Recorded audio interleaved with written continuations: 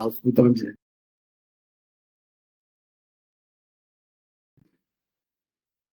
Hello, Peter. Are you there? Hello, Peter.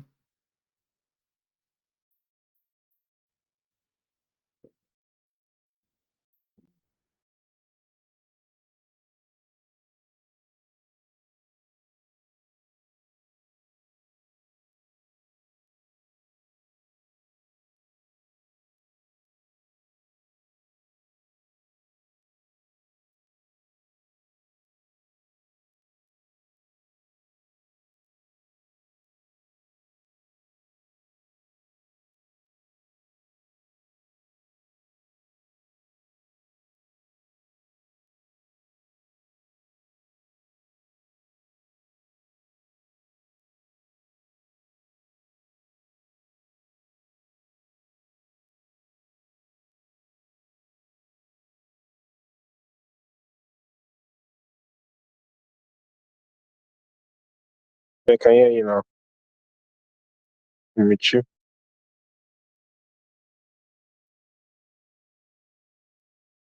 Hear me.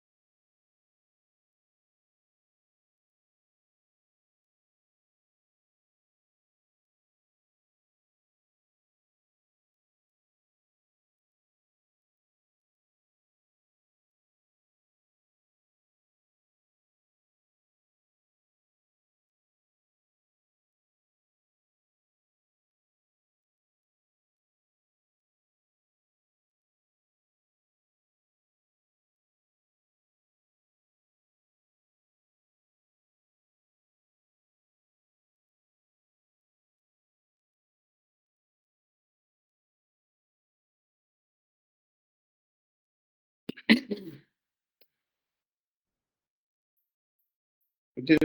evening, everybody. Thank you and welcome. Actually, our moderator is trying to join, and so he can flag off the event.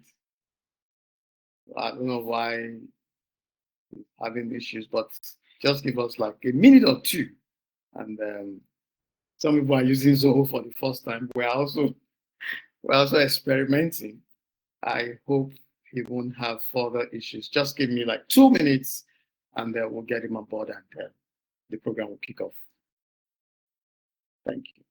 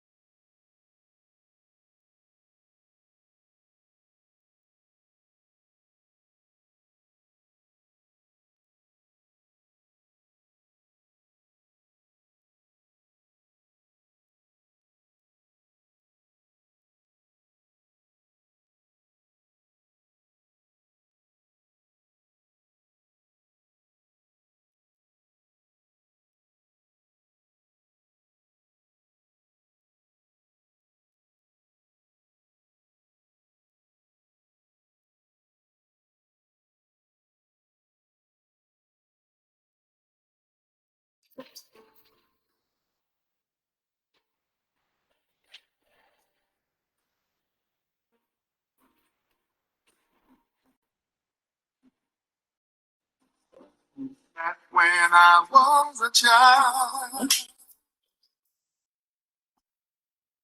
for life in all humanness, my father would lift me high and dance with my mother and me, and then swing around till I fell asleep. Then up the just as he would care. Ayo. Ayo, you can take over now. I thought you said 5 o'clock. If you're on, people are on. Well, it is not 5. It's...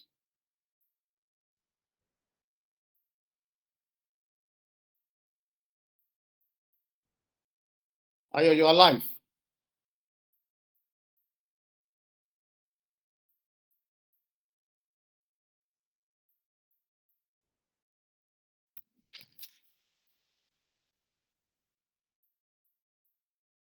Ayo, you're on. Can you hear me? Oh gosh, I thought my mic was on.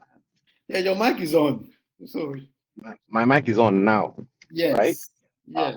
I thought it was on before, so I had been talking actually. All right. So good day, everyone, and thank you for the privilege of your presence. My name is Makinde. As I always like to say, I make noise for a living. Now, I received this interesting thing from Kingsley in the morning, talking about a father-daughter relationship, and practically burrowing into the mind of a young lady. And it amazed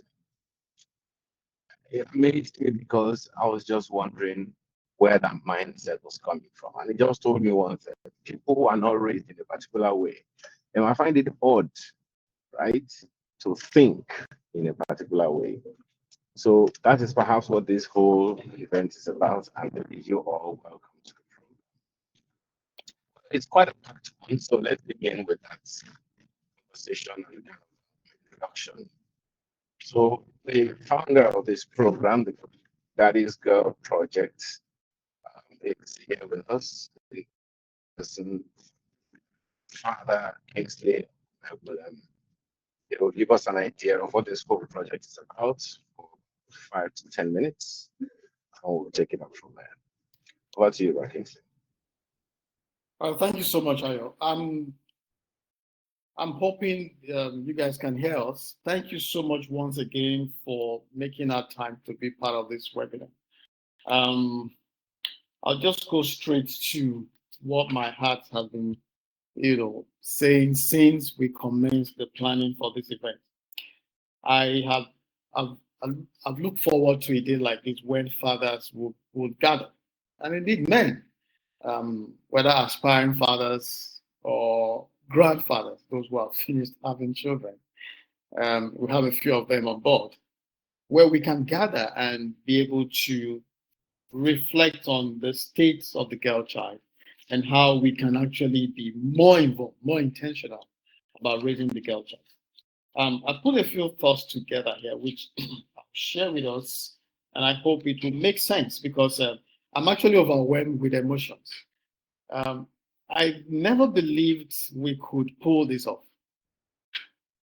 The last time I held this thought was the day this girl who was disgraced, should I say embarrassed, about is it the value jet plane?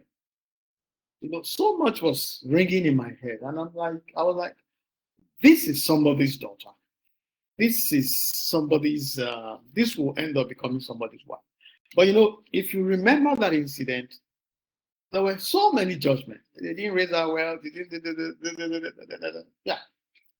But has anybody bothered to find out who is this girl's father? And what kind of relationship do they have? What could be the outcome if this girl had the kind of relationship that we're talking about today?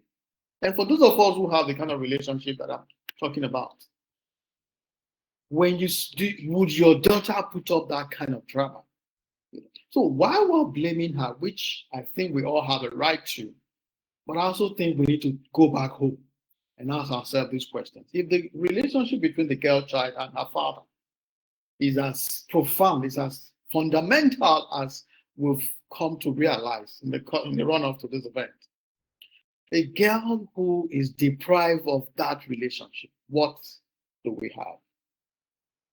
Again, I'm not saying that she's not an adult and that she doesn't know her left from her right, like we say in Nigeria.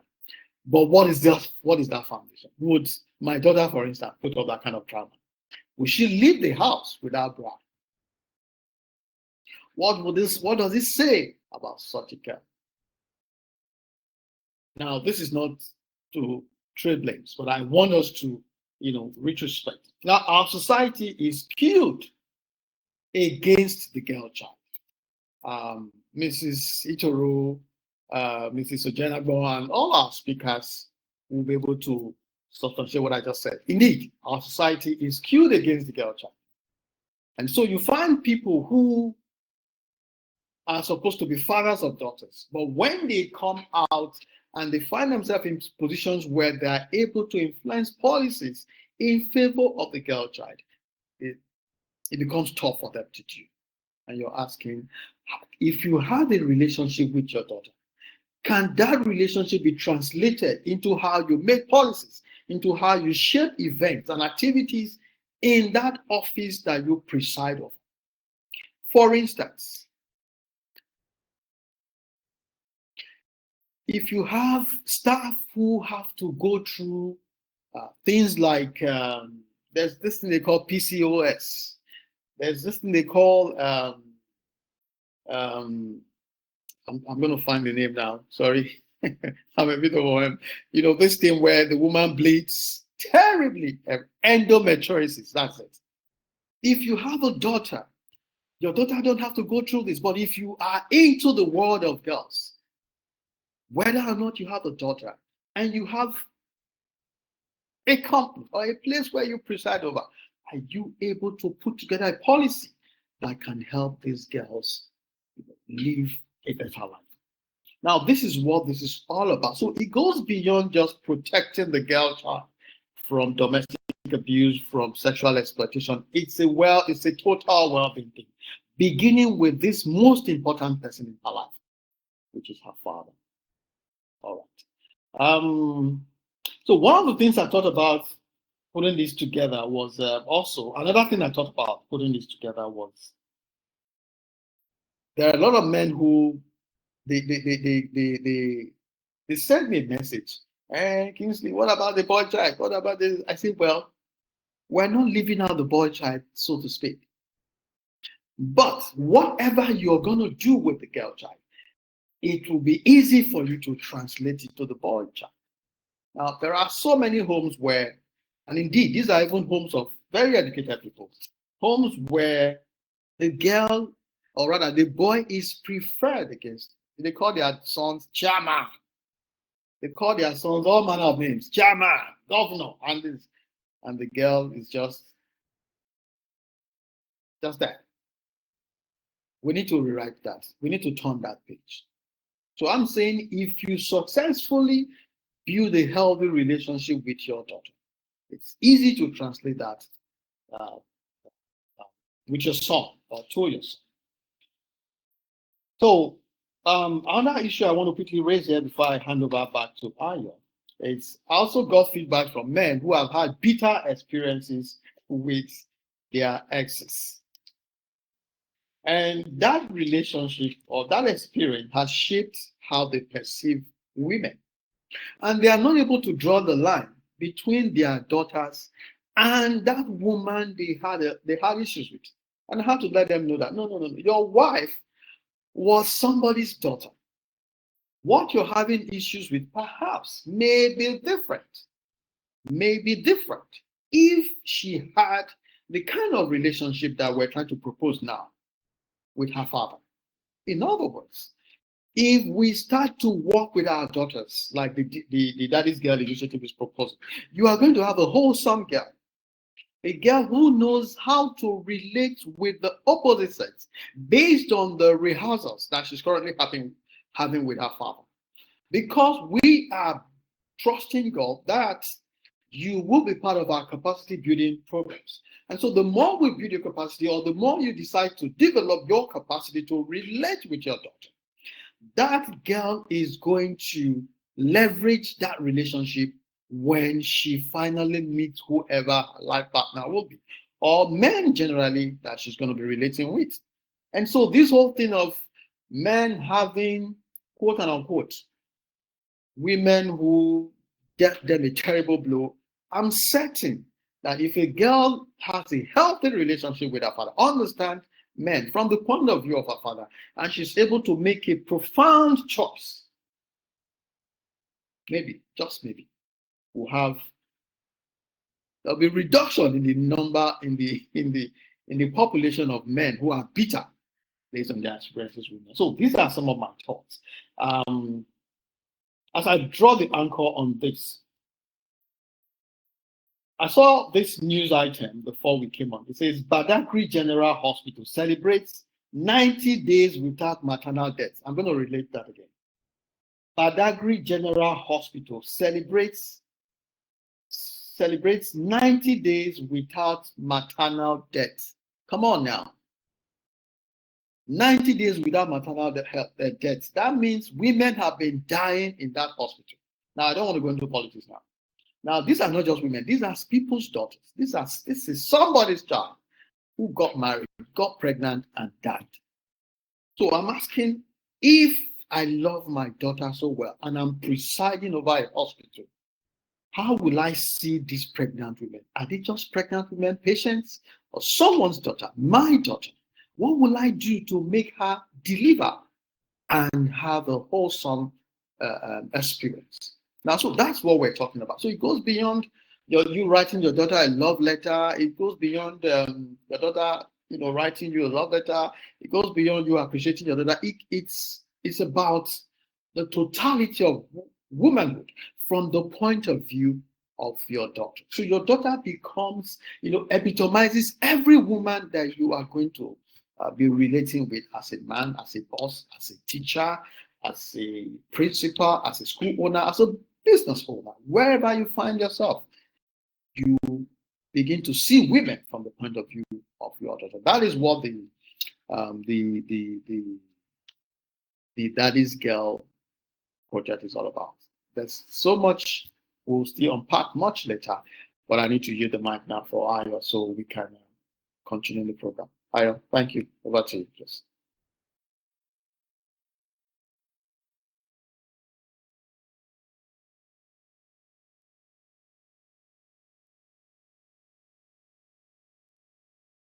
Ayo, over. Okay. While we wait for Ayo, I think I have to step in now and do the others. Oh, your audio is off. Sorry, please. Sorry, let me put you on over. I can't find Ayo Makinde now.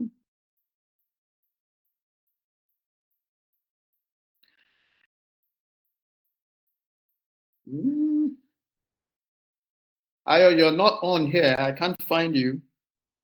Oh, okay, yeah. Okay. Ayo, back to you, please.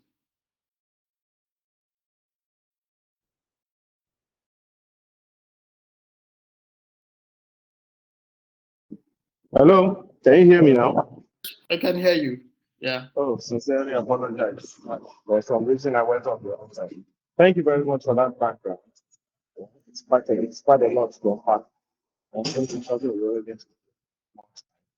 Well, without further ado, what's the state of the Nigerian child and what can fathers do about it? And I said something the other time that some of us were brought up in a particular way. How do we begin to change that paradigm? It's a long walk. I had a 1-hour television program with Kingsley about a week or 2 or 3 weeks ago, and we know how that went. So, Madam Itoro Eze-Anaba, have 10 minutes to tell us what fathers can do about the state of Nigeria. Like the girl child. Thank you.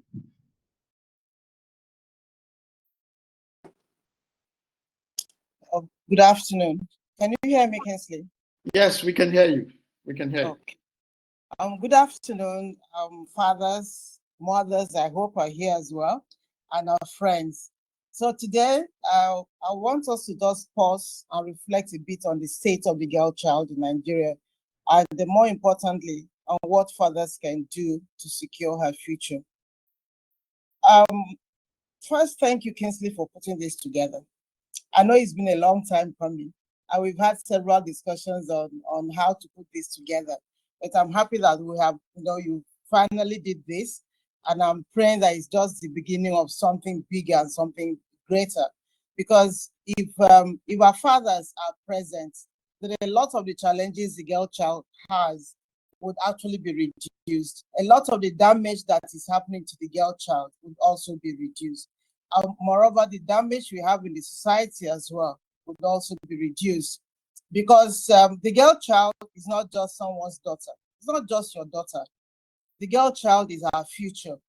She's in the future of the nation. She's the heartbeat of tomorrow's society. But then more often, that future is stolen by poverty, discrimination, violence, as well as silence. But the most devastating threats the girl child faces is child sexual abuse. And this happens all over the world, including Nigeria. And as a result of this, millions of girls are denied their full potential. So as fathers, your role is more powerful than you can ever imagine. So briefly, what's going on with the girl child? The realities are staggering. Over 130 million girls worldwide are out of school. And if you look around our society today, you see that they are happening in our backyards and as well as our communities. The girl child faces early marriage, teenage pregnancy, sexual violence, harmful traditional practices that cut her dreams short. It is said that 1 in 3 girls will face gender-based violence before she gets to 18 years. So imagine 1 in 3. And the child sexual abuse cuts across all communities, whether it's rich or poor, rural or urban. And more often, it happens within homes, families, schools, and communities. And these are places that are meant to be safe spaces for girls. So for many girls, silence is the option. They don't speak out because of shame, fear, and stigma. But as fathers, you can change all that. So then the question is, what is the place of a girl child? So her place is in the classroom. Her place is in leadership. Her place is anywhere her talents and dreams can take her. Nothing should stop her from fulfilling her potentials. So why do fathers matter? Why do we really need fathers in this campaign? The role of a father is unique. The influence of a father is powerful. So the fathers are the first protector, they are the first teacher, they are the first model of what love and respect looks like. Father is a girl's first role model. She learns from you how men should treat women. She builds her self-worth from the way you see her and speak to her. If you speak to her with respect, she learns self-respect, and she learns to expect that from any man or boy that she interacts with. So a girl who grows up with a father that is present is less vulnerable to abuse because she feels safe enough to speak up when something is wrong. Because she knows her father will believe her. She knows her father will stand for her. And she knows her father will fight for her. And studies have shown that when fathers are actively involved in their children's lives, the daughters are more confident. They do better in school, and are more likely to succeed and break all kinds of barriers. More importantly, fathers are policy makers. And Kingsley mentioned it earlier. Do our policy makers remember that they have children, they have female children when they are deliberating on policies? You talked about what happened in Badagry Hospital, and you asked it, the head of that hospital, how was he feeling when women were dying because of childbirth? Did he remember that he has a female child? Did he remember that his brother, his cousin, his uncle, or somebody around him, his friend, has a girl child and can actually come to that hospital and die? And so as we always hear, that the most important thing a father can do for his children is to love their mother. But I will say that the most important thing a father can do for his child is to love his girl child fiercely, protect them courageously, and believe in them always. And there's a saying that says, any man can be a father, but it takes someone special to be a dad. So that special difference between being a father and being a dad is what we need today in the life of a girl child. So as a father, what can you do to ensure that your girl child has that holistic and comprehensive protection or well-being so that she can achieve her potential and also the community can benefit from her? One is to educate and empower. Whatever policies are in place, ensure that the girl child goes to school and stays in school. At times, we have teenage pregnancy, but the pregnancy of a girl child should not mean an end to her education. She gives birth, let her go back to school. In many instances, it's a girl child that is pregnant that drops out of school. What about the boy child? The boy that impregnated her, he goes on and becomes, a policymaker, big man in the community. But that girl child suffers because of what happened to her as a child, because she got pregnant. So we need gender responsive laws and policies. Then the father should protect and support the girl child. Speak out against child marriage, sexual abuse, harmful practices. Be her shield. Let her know that she can come to you at any time. Let her know that you will protect her. But I'm not just talking about a father that has biological children. A father is a father to a non-biological child. And what that means is that you have to take responsibility for the kind of friends you have. At times, you say, oh, it cannot happen to my child. Then you go out to your office, to your friends, you're drinking, you're having a good time. What do your friends speak about? What's the topic of discussion? You have a friend that's a predator, that is a rapist, that goes after young girls, that is a pedophile. And he talks about it. He even brings him or brings her to the meeting or to the outing that you are, and you don't say anything. What are the kind of jokes that your friends, engage? What do they talk about? If you protect your girl child, then you will not encourage jokes that diminish women. And that is just the fact. If you know you should protect your girl child, then you have a responsibility to protect other children, other girls that are, even in the society. You should treat your wife and the women around you with dignity.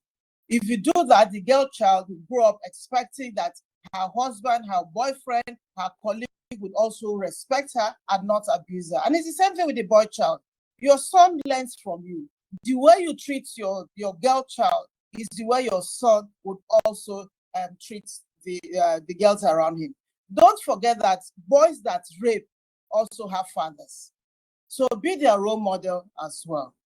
Encourage the girl child, celebrate her achievements, give her the courage to lead, whether in science, sports, or society, anything she wants to do. Don't shut her down and say that she's a girl and tell her, go and sleep, go to your room, boys are talking.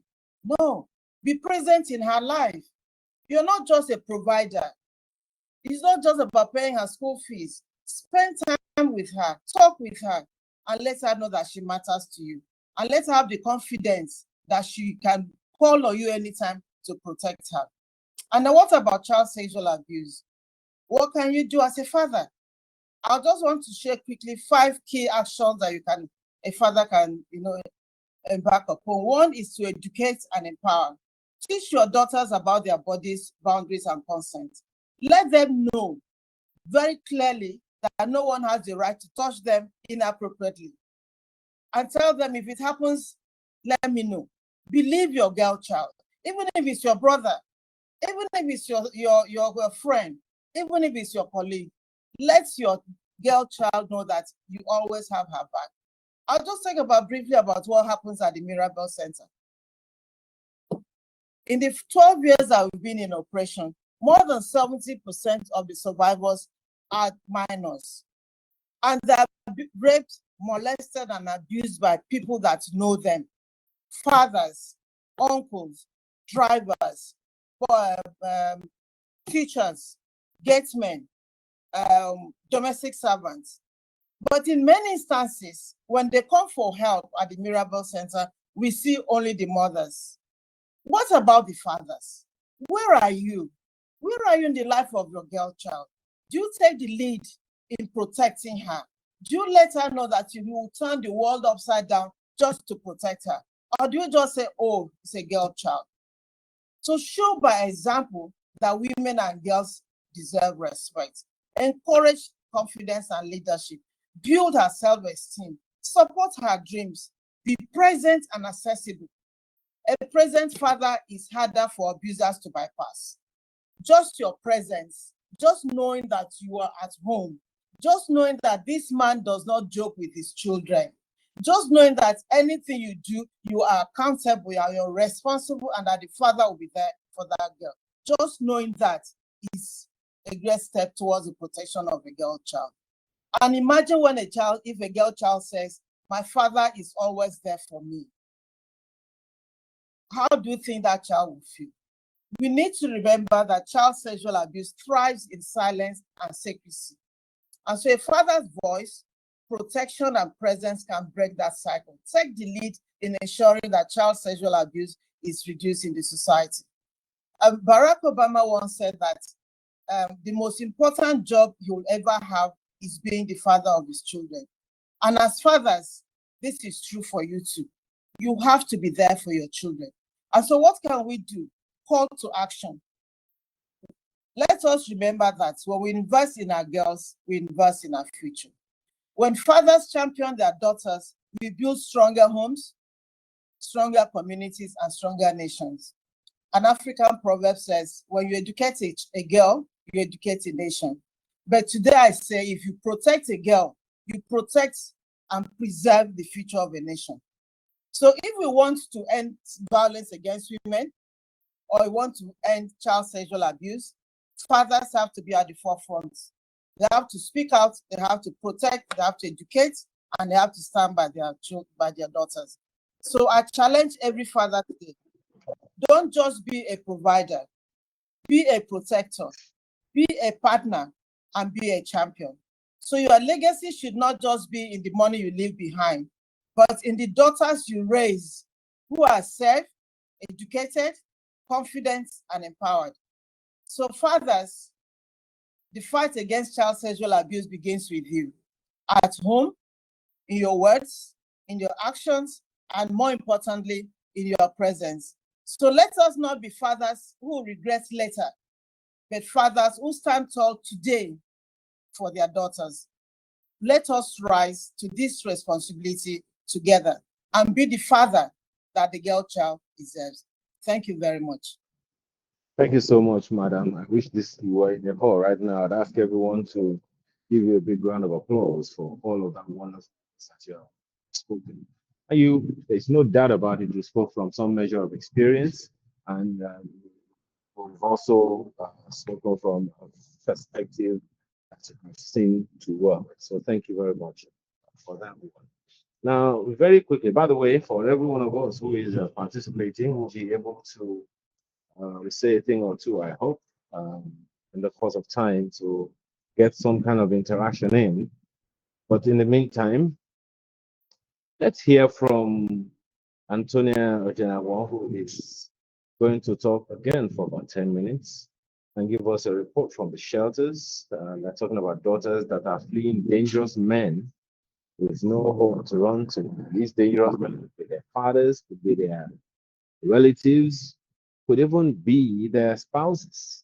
Whichever one it is, I'm sure that this next session is going to give us an idea. Anthonia Ojenagbon, over to you.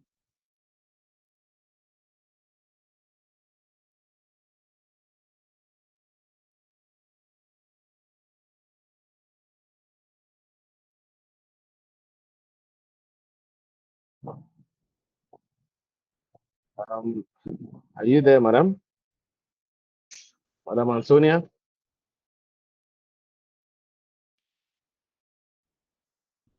Okay, I You've am been told that. Okay, you've been unmuted. okay, Yeah. okay, go ahead.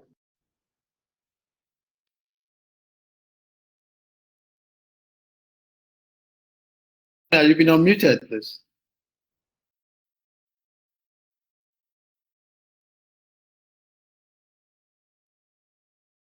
Oh, Tonia.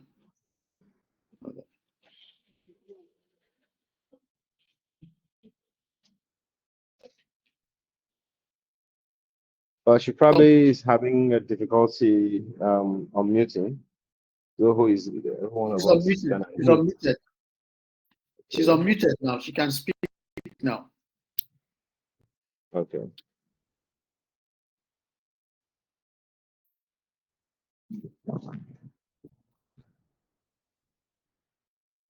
Okay, well, in the meantime, if we are not able to get her for now, can we bring someone else in for now, Kingsley?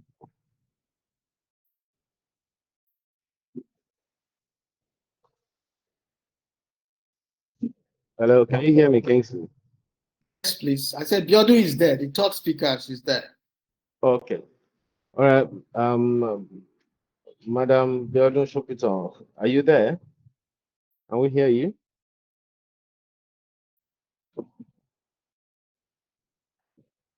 She's there. Abiodun, the floor is yours. While we wait for Tonia.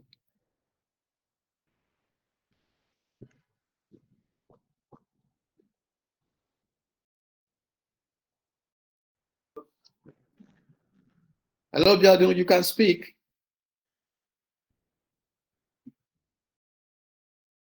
Hello, Abiodun. Okay.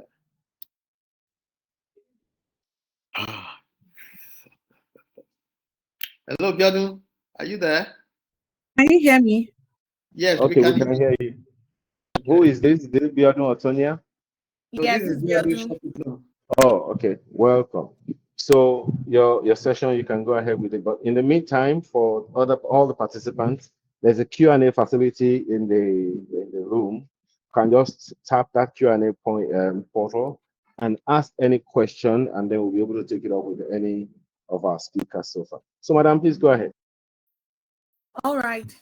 Good day, everybody. My name is Abiodun Sopitan, and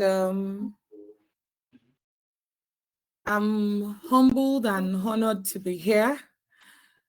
I am always very excited to be in programs that involve fathers and daughters.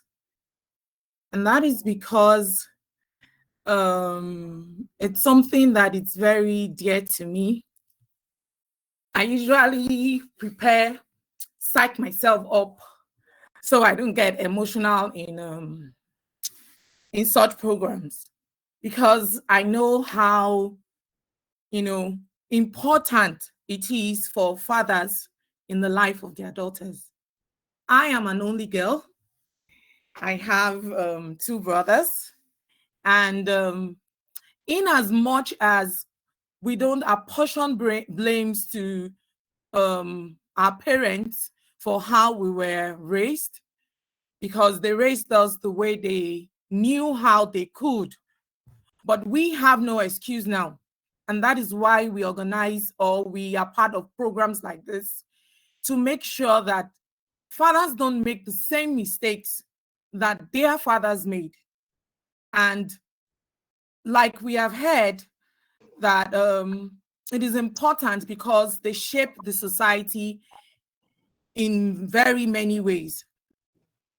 I am an auditory learner. It means that words shape me. Everything I hear shapes the person that I am. I'm a big person. I'm on the big side. I've always been big from my childhood. And I remember I never heard any good word associated with me. I heard people call me names, and my parents didn't say anything, not because they hated me, but they just felt it was normal. I heard words where you hear, oh, she's such a cute girl. I never heard words like that. I heard words like, oh, see how big you are, oh, you're so fat, mama, or you heard words like that. And because I'm very auditory, I internalized that, and that shaped the person I was. I continued my life feeling that there was nothing good about me. And fast forward, I lived all my secondary school that way, even though I had this, persona that people felt, oh, she was okay. I went into the university. Unfortunately, the first person who said, "You look beautiful," I was gone. I was gone because I'd never heard that word associated with me. I never knew there was something good about me because I never heard it before. And this is what we're talking about, the validation of the father. Fathers have a huge part to play. At the core of a girl child is self-confidence. At the core of a boy child is self-control. If you build the confidence of your girl child, you have a winner already. And this is in the hands of the fathers. Unfortunately, the mothers cannot do as much as what the fathers can do for a girl child. You need to be present. And the present we are talking about is not that you are together in the house. The present we are talking about is being involved in their lives, understanding what their love language is, because you are the first lover. Understanding what their learning style is. I bet if anybody can say, oh, my daughter learns by hearing, or my daughter learns by seeing, or my daughter hears by touching, or by doing things. You need to understand all those things because it shapes who your daughter is, and it helps you in guiding her. You need to know your child's temperament. You need to know if your child is the one that likes going out, if they're sanguine, if your child is choleric, if your child is, melancholic. You need to know those details because it helps you to shape your child. No two daughters are the same. And you need to have this information to be able to give that child what they need to grow. A sanguine child will go to party, whether you say don't go to party or not. They will, if you say don't go, they will sneak and go because that is the core of that child. And so if you know your child is sanguine, you have to start teaching and you start investing in them, letting them know these are the things you do when you go out because they will go out. There's nothing you can do about it. If you don't know about it, they will go behind your back. And so it is important for men nowadays to learn how to be fathers. Learn how to be fathers. Fathers are, the word I use is co-creators with God. God did not make a mistake in giving you that girl child. You are there to co-create, to create something from that child, to bring out something from that child. If God was going to do it, he would not give you that assignment. And it is not just providing finances. That is not your job. Your child will not even remember. We will not remember you bought clothes, you bought dresses, but he will remember you were there. We went out to parties together. My dad and I, we played together. My dad taught me this. My dad was here with me. My dad was there during my graduation. He was there at all my PTA meetings. That is what your daughter would remember. And that is what will shape her life with a future partner or even the partners that she has. You see your daughter end up with, you wonder, oh, I raised up this child. I gave her the best education. I gave her the good things of life. And then she ends up with a stupid person. There are categories of people who don't have the liberty to be foolish anymore. And that is a parent, number one. Because we can say, oh, I have a background. And we are referring to our parents. But now, as a parent, you are somebody's background. Somebody is going to refer to you as their background. And that is a serious thing. It's something you have to take with all seriousness. The role of a father is not something to be taken with levity. It's not something to just say, oh, I go to work, I provide for them. That is not your job alone. You shape a whole human being. The life of one girl is in your hands. The life, the choices that she makes is in your hands. Because whatever you do and what you don't do shapes a whole human being. And that is a serious thing. It's not something to be joked with. A whole lot of people's lives are messed up. Why? Because they didn't get validation at home. I hope you think, and it is not something that you decide and say, oh, I want to be validated. It's not something that a girl decides to say. It's something that you give.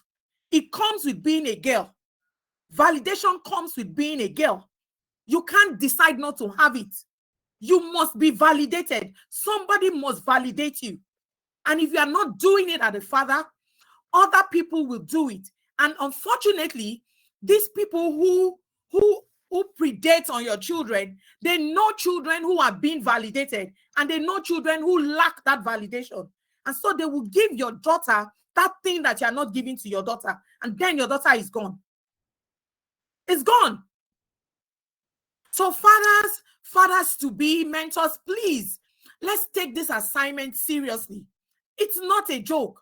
Everything we see in the society now hinges back on this talk that we are saying. It hinges back on this talk because it's a serious assignment, and we take it with liberty. We think that, oh, I've provided, I've paid school fees. Imagine paying the top, paying for the top school, and then your daughter turns out married to one non-entity. Everything you have done down the drain. Down the drain. So you need to validate your daughters. You need to make sure that you are present, not present as in being physically present, being present in doing things with them, understanding them, and letting them know that you are there. Just showing up to your school, to your daughter's school, and let people see you with your daughter. Nobody will want to mess with your daughter because they know who the father is. They know who the father of that girl is. You rise up and she's in school talking about my dad, my dad, my dad. They don't dare mess up with your daughter. So please, fathers to be, let us understand the assignment. Let us know that we have a lot to do and that we have the power to create confident, smart, intelligent, and girls who have sense.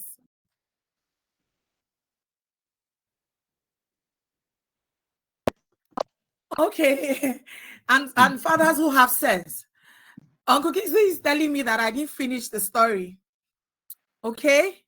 While I was in school, this story is I don't just decide to go about telling my story. I tell this story because I want to help other people and let you know that we are not just talking facts today.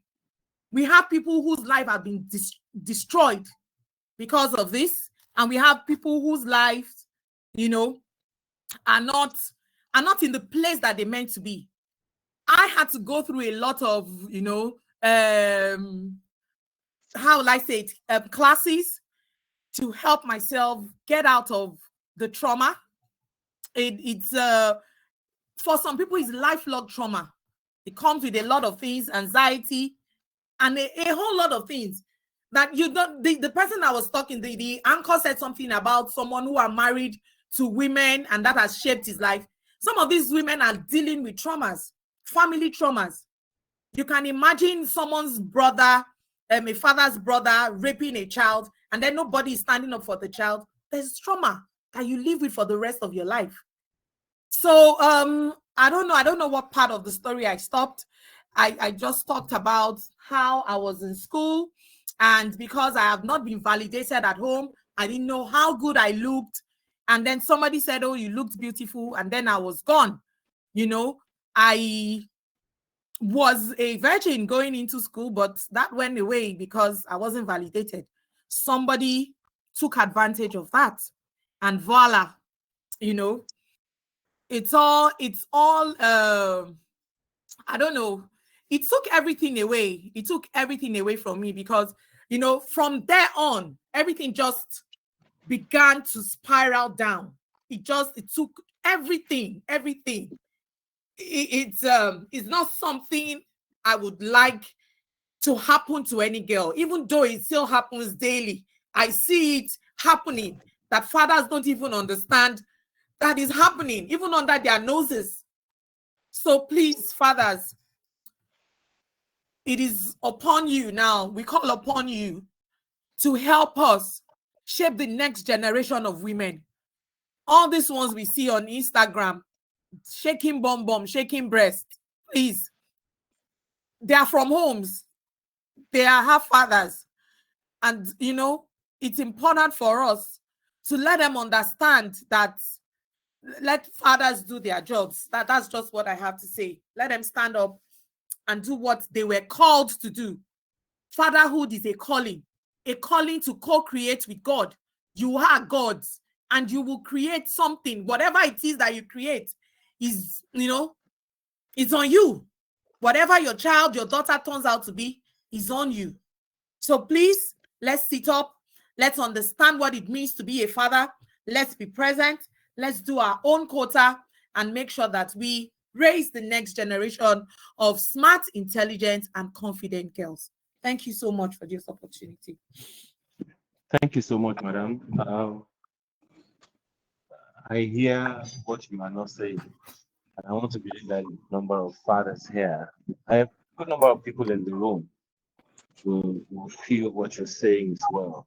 And the responsibility of parents, particularly fathers here, is not in any way, manner, shape, or form remonstrated. So we appreciate your time, we appreciate your thoughts. We trust. Let me just trust that God has already taken you thus far, and that those emotions that you feel about these things, pain, hurts, but of empathy to children who may still suffer the same. I don't know if there's anyone in the room who has a raised hand or who has a question. I don't see any in the room yet. I'll be raising one or two, but we don't have any. But for now, do we have Madam Anthonia nearby ready to speak to us? I'm here. Can you hear me? Good afternoon, madam. Good afternoon. Please go ahead. Oh, fantastic. Oh, good afternoon, everybody. My name is Anthonia Ojenagbon. I am a survivor's advocate. My personal story led to the work that I do today, and I will tell you a bit of it. Incidentally, my Punch interviewed me, and my full story is in Punch today, but I'll tell you a bit of it and why I do the work that I do. So in 1992, my father sent me to Lagos to come live with my uncle, my father's immediate younger brother. My father put me inside Young Shall Grow, and I came to Lagos from Port Harcourt all alone. You know, in 1992, there was no GSM, there was no means of telecommunication except Nitel and all of that, and we didn't have that. But I came to Lagos by myself, a 12-year-old. My father put me inside that Young Shall Grow, and unfortunately, that was the last day I saw my dad alive. So I had a very good relationship with my father, and I still miss him till today. This conference, okay, Tonia. So that's how I came to Lagos. So one night I was sleeping, and I saw a hand was playing with my breast, and I didn't know who was doing that. Now I come from a very strong Christian family. My parents are leaders in deeper life. Sex was never mentioned in our house before. And I didn't know who was doing all of that to me. And the hand went, I'm sorry, as an advocate, I do not color the names. I call the names just as it is. Because a lot of the times we found out that some children don't know the names, which is why some people take advantage of them. So we always advise parents, when you talk to your children about prevention of child sexual abuse and you're giving them child sexuality education, you mention the names of the private parts. There's nothing to be ashamed of. There's nothing to color. It is a private part and it has a name, and that's how God created it. So that night I was sleeping and a hand started playing with my breast, and the hand went to my vagina. And because everywhere was dark, I didn't know who was doing that. I actually thought it was a monster. So every night, someone comes to defile me. Now, under the criminal laws of Lagos State, anybody below the age of 18 is when you have sexual intercourse with that person, it is defilement. And anybody below the age of 18 cannot give consent for sex. Like Mrs. Itoro Eze-Anaba will say, even if it's one day to the person's 18th birthday, that person is still a child. He or she can still not give consent for sex. So I was 12. So that every night, I used to think it was a monster who would come and defile me. And I didn't know who the person was until one day my uncle just said to me that if you ever tell anybody what is going on in this house, I will kill you. That was when I was able to put a face to this monster. And it really broke me because this is somebody I call daddy. He was my favorite uncle. And my uncle is a policeman, so he showed me a gun and he said that if I ever tell anyone that he will kill me. And then he made a statement. He said, before I would tell my father that he will kill me, so I will not spoil the relationship between him and his brother, that he had known my father before I was born, that I was not going to come between them.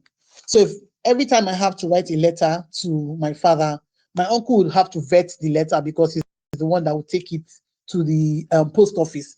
So when I'm writing the letter, my uncle comes and he will tell me, make sure say write within the approve for this house. So if not, I'm not going to post the letter. So I didn't have the opportunity of telling my father before he died. Unfortunately, a few years later, my father died without knowing what was going on, and it really broke me. And my uncle also told me that if I tell my mother, that my mother will not believe me, which eventually happened. By the time I told her, she didn't believe. Now, I went through all of that, being sexually abused by someone I loved and called father, and not having the opportunity to tell my father. Now, I don't know. I feel so pained that I didn't have an opportunity to tell my dad. And I really wish that my father was still alive today to hear me talk publicly about this, because now I share my story to help others who have been sexually abused to heal and to make them know that you can still live purposefully beyond sexual violence. So it happened and I didn't have that opportunity. So the work that I do now, I got married without healing. Now, a lot of the girls we see who misbehave, we think, oh, where is this person coming from? Where is this person coming from? A lot of them have gone through childhood traumas and they haven't healed. And one of the effects of going through childhood trauma and not healing is the fact that you will damn the consequences and do whatever you want to do. You won't care whose ox is God because you have been tampered with. Now, this happened to me when I was going to get married. I didn't seek any permission from my uncle. Now, because of what my uncle was doing to me, he couldn't talk to me in the presence of family members. And everybody in the family just used to wonder, why is this girl so stubborn? I will stand up and I will speak to him very rudely. And his wife will be wondering, why are you not beating this girl? A policeman, I'll be talking to him, he will become like a jellyfish, But I was revolting. I was crying out.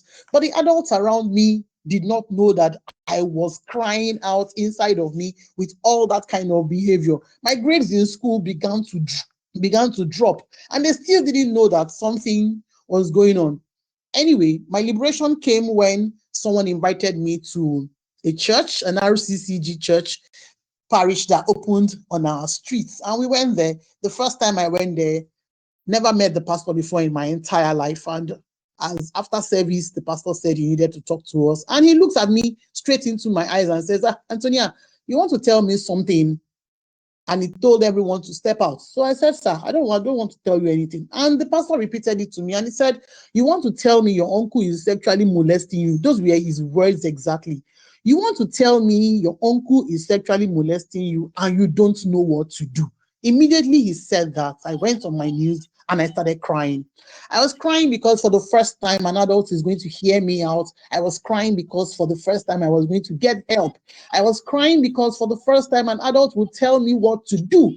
Because in 1992, We didn't have the kind of enlightenment we have today, where we tell children if an uncle or anyone touches you inappropriately, reports to a trusted adult. We were never told that.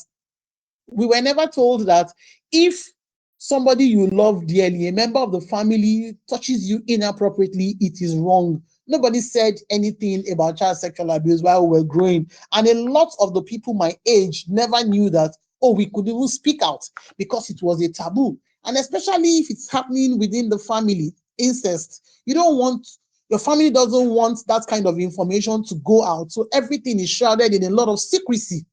So, but this pastor said it to me, and I was shocked. Then he just asked me two questions. He said, do you want this to stop? I said, yes. He said, have you shouted before? And I said, no. So he said, okay, this night your uncle will come, and once he touches you, just start shouting. Shout until his wife wakes up. And you know your father is dead. So when his wife wakes up and she asks you what is the problem, just tell her that you are having a nightmare about your father. And that was exactly what I did. So that night, as my uncle came, I just started screaming until his wife woke up. So when the wife woke up, Anthonia, wetin happen? I said, Auntie, I did dream bad dream. So that was what the pastor said I should tell her. So I told her that I was having a bad dream.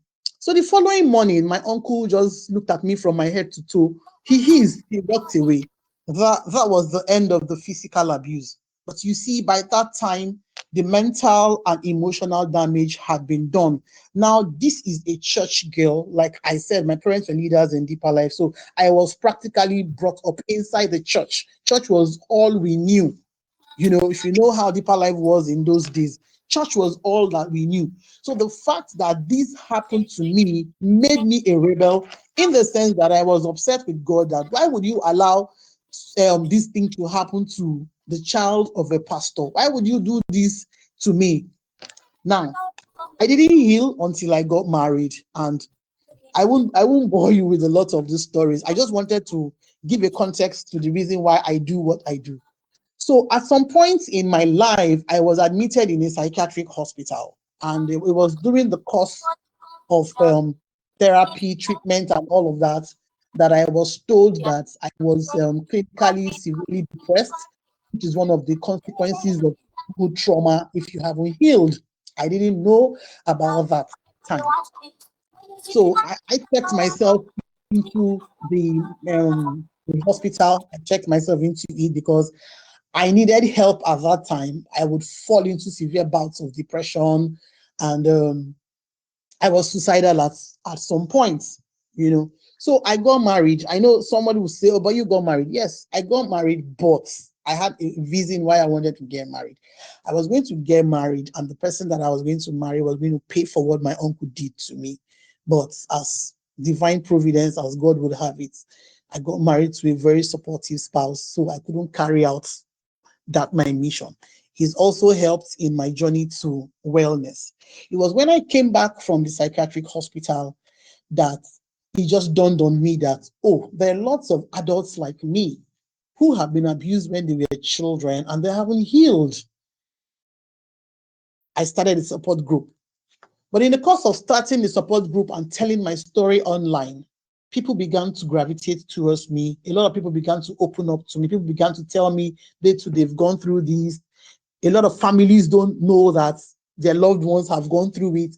And because in Nigeria, I don't want to say in Nigeria, statistics have it that 90% of people who have been molested, they are very familiar with the abusers. The abusers are people that we really know. So you have family members, you have uncles, like in my own case, my paternal uncle, you have uncles from the maternal side, you have cousins who abuse their cousins, and you have friends. So it's just 7% of this number that are strangers. A lot of the abuses that we have are from people that we really know.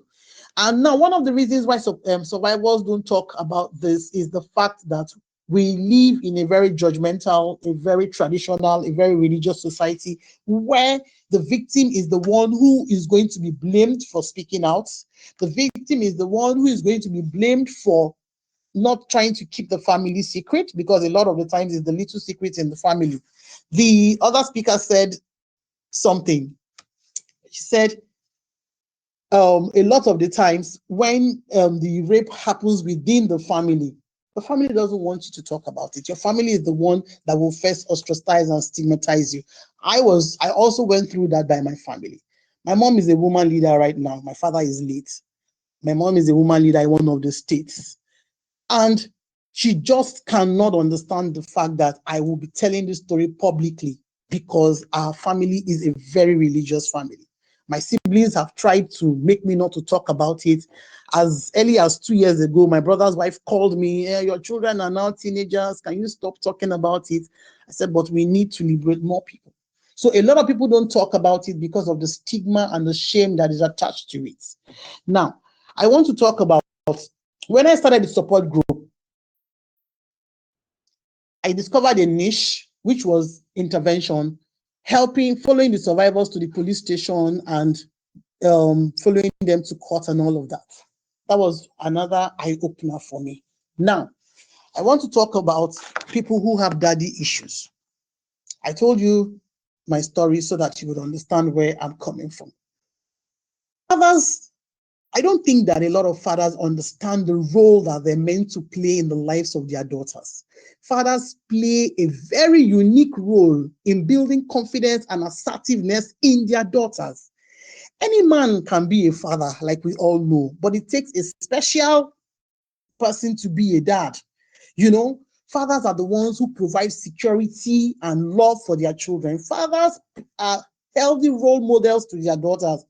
This morning, a friend of mine, Iniobong, she posted on Facebook talking about all her dad did for her, how she's still missing her dad, even after the man has passed on.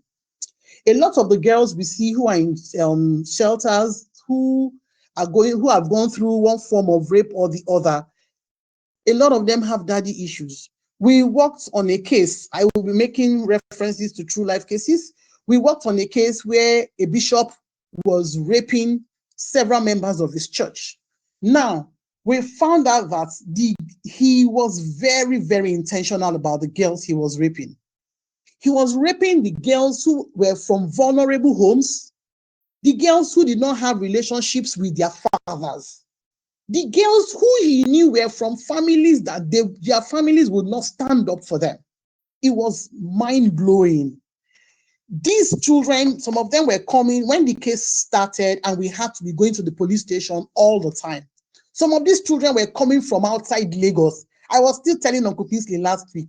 I said the head of the team, she was coming from Ondo State, and we were on that case from 2019 till 2024 when we got justice, January 2024.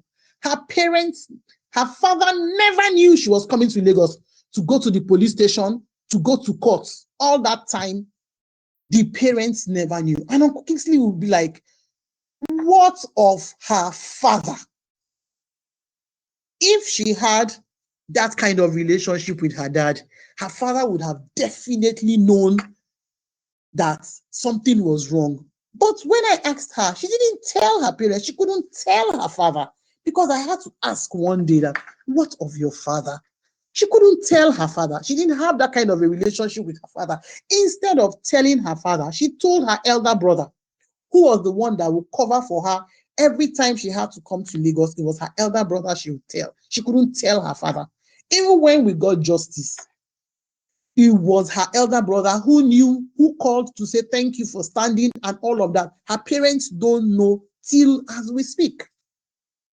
Another incident happened when we went to the police station one time with another survivor. Immediately, the survivor told the police in charge her age. He got up and he was very upset. The policeman was so upset, he started beating the perpetrator. And the policeman just kept saying, I have a daughter who is 22 years old. As you are mentioning 22 years old, I am thinking of my daughter. Are you saying somebody would do this to my daughter because she went to church? It was church-related spiritual abuse. So that policeman was so upset, and all he could think of was his own daughter. And you know, DCP Frank just kept saying, I trust my daughter. My daughter would have told me. And when he asked one of the victims, give me your father's number, that one, he found out that girl was from Ishekiri, where he too came from. And he said, I want to speak to your father. And the girl said, I do not talk to my father. And the policeman was so upset, and he kept saying, I want to speak to your father. Why would he leave a child, a small child like you, for this abuse to keep going on? So I want fathers to understand that it is very, very important that you be in your daughters' lives. It is very, very, very important. We cannot overemphasize the fact that fathers build confidence in their daughters. A lot of the times, fathers who are close to their daughters, they encourage them, they don't criticize them. You know, they praise their efforts. At the beginning of the program, Uncle Kingsley was talking about people who go through endometritis. My daughter goes through it, and I know what we go through as a family. Once she informs us that, oh, her period is coming tomorrow, everybody in the family, especially her dad, is sick until she gets well, until she's able to come out of it. So it's a family thing. So men should understand that being a father is a special job, it's a special gift that God has placed in your hands. And I don't know if this is a Christian forum, and I want to say this. When you stand before God, one of the things that God would ask you is the children I placed in your hand. How did you take care of them? What were you doing that your daughter went astray? How can you as a father be alive? Your daughter is going to police station outside your state, and the rape case was in court for years. We're going to police station, and you never knew your daughter was leaving your state and going to another state, because you do not have that kind of relationship with your child. Another day we went to court, and as they were bringing the perpetrator, I would always make a video because he was always lying, he wasn't in prison custody. So I would always make a video to show that he's coming from the prison. He had spoken to the policeman and the prison warder, and the military, the soldier man that was coming with him started charging at me. And as he was charging at me, I was doing the video. Now, when they went inside the court, I stepped into the court and I called the soldier man and the prison warder. I told them to come out, that I wanted to talk to them. So I explained to them, I said, this man you are protecting, do you know what he did? They were looking at me. So I said, he is raping these young girls in his church. In his ministry, if a worker comes late, the punishment is to strip her naked. So I explained what he was doing to these girls. And I said to them, I said, if this was your daughter, is this what you would do? And the prison warder looked at me. He's a northern man. And he said, no, that if this was in Kano and this thing is happening like this, that they will not even wait for the court to pass a verdict and that they will kill the person, you know.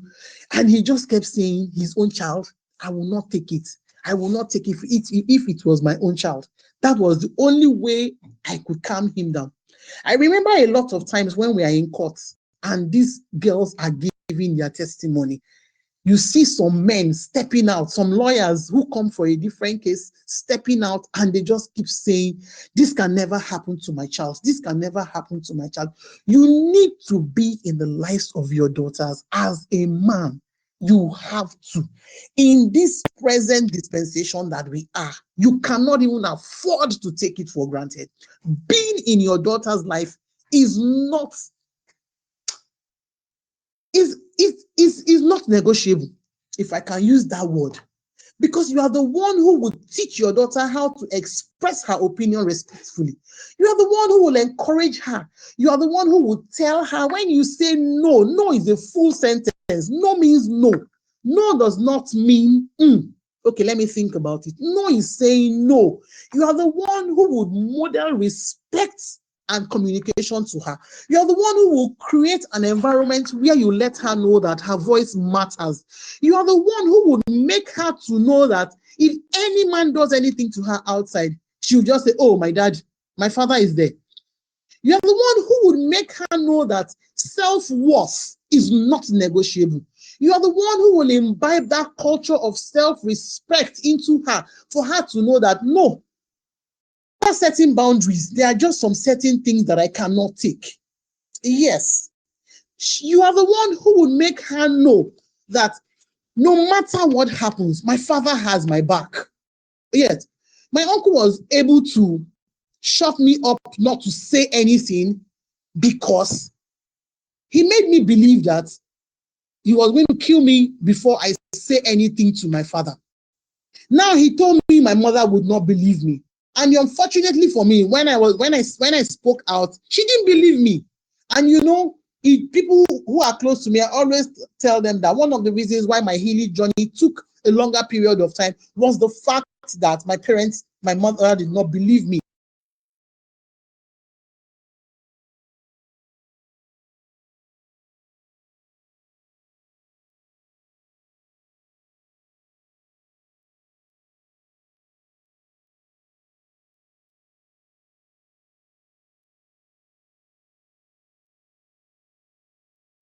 Tonia.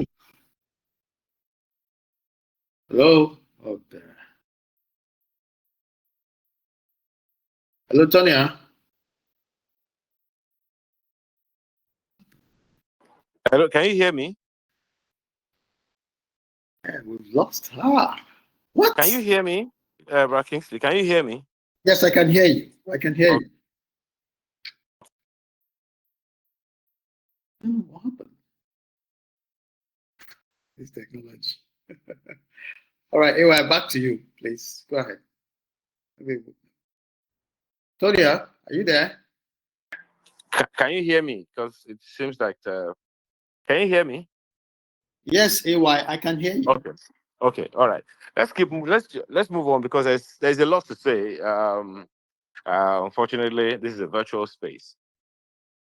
So well, there is a lot to unpack, and I hope that we'll be able to get questions. I'm still waiting for your questions, and while we wait for now to take the last session in this meeting for now, the next speaker is Pastor Femi Atoyebi. He's a senior advocate of Nigeria. He's a maritime lawyer. And he's a pastor. But most importantly, the part of his resume that is important to this conversation is that he's a father of a son and 2 girls. Pastor Atoyebi, the floor is yours, sir.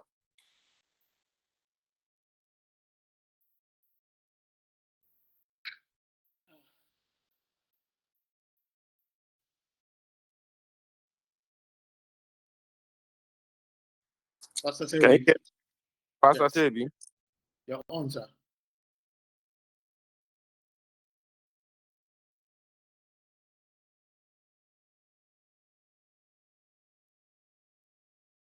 Hello.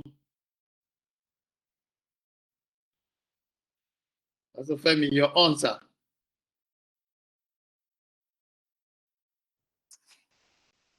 Okay.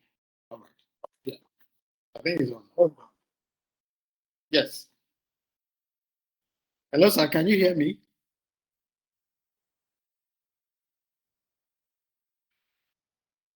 Hello, sir. Allowed to talk. Okay.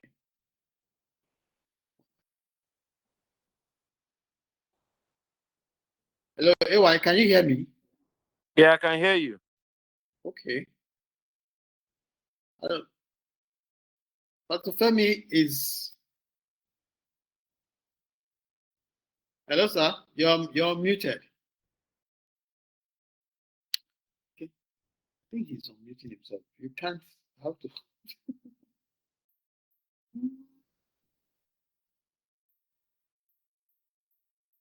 Hello. Hello. Okay.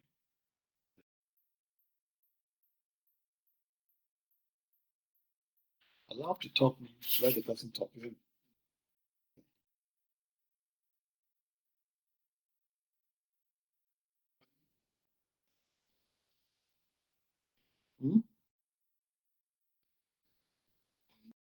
His own mic.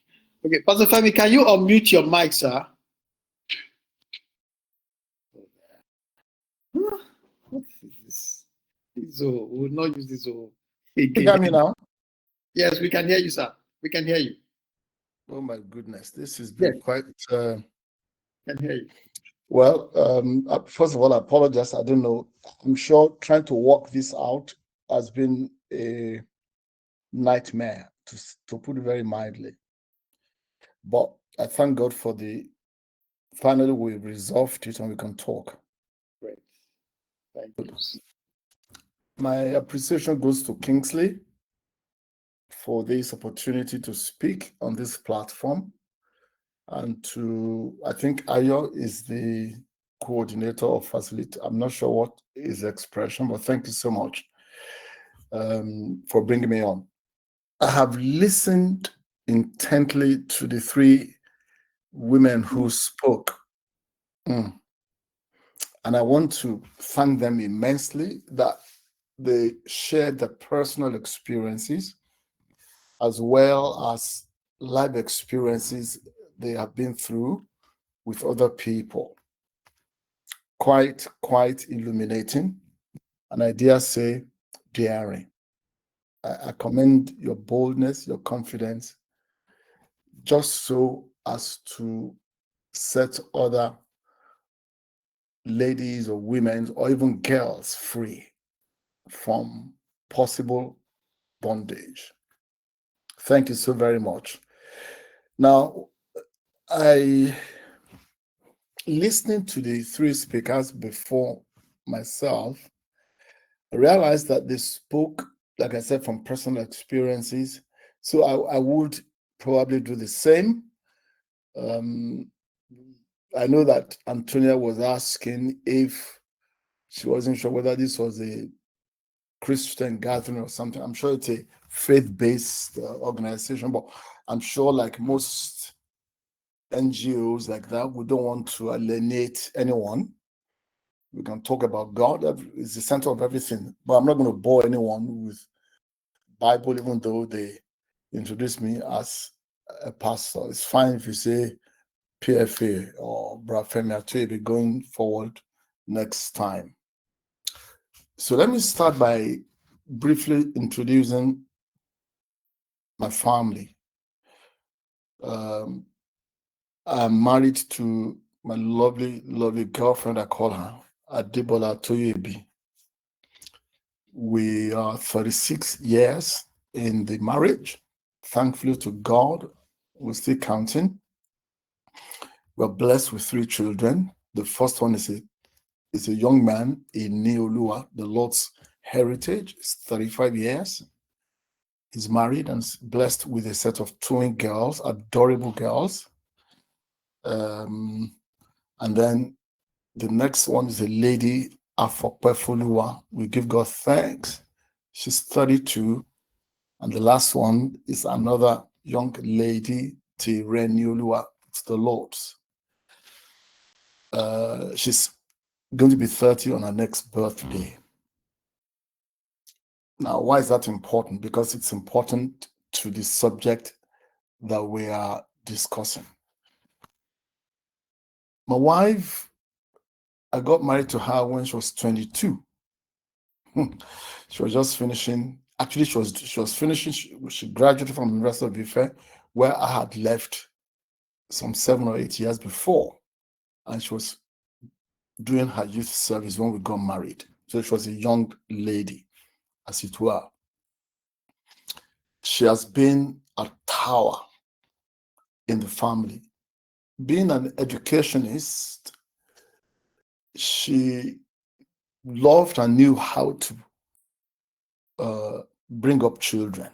That spoke extensively in the way and manner that she had helped greatly to bring up our 3 children, particularly the 2 young ladies. Now, I know this is all about dad's girl talk.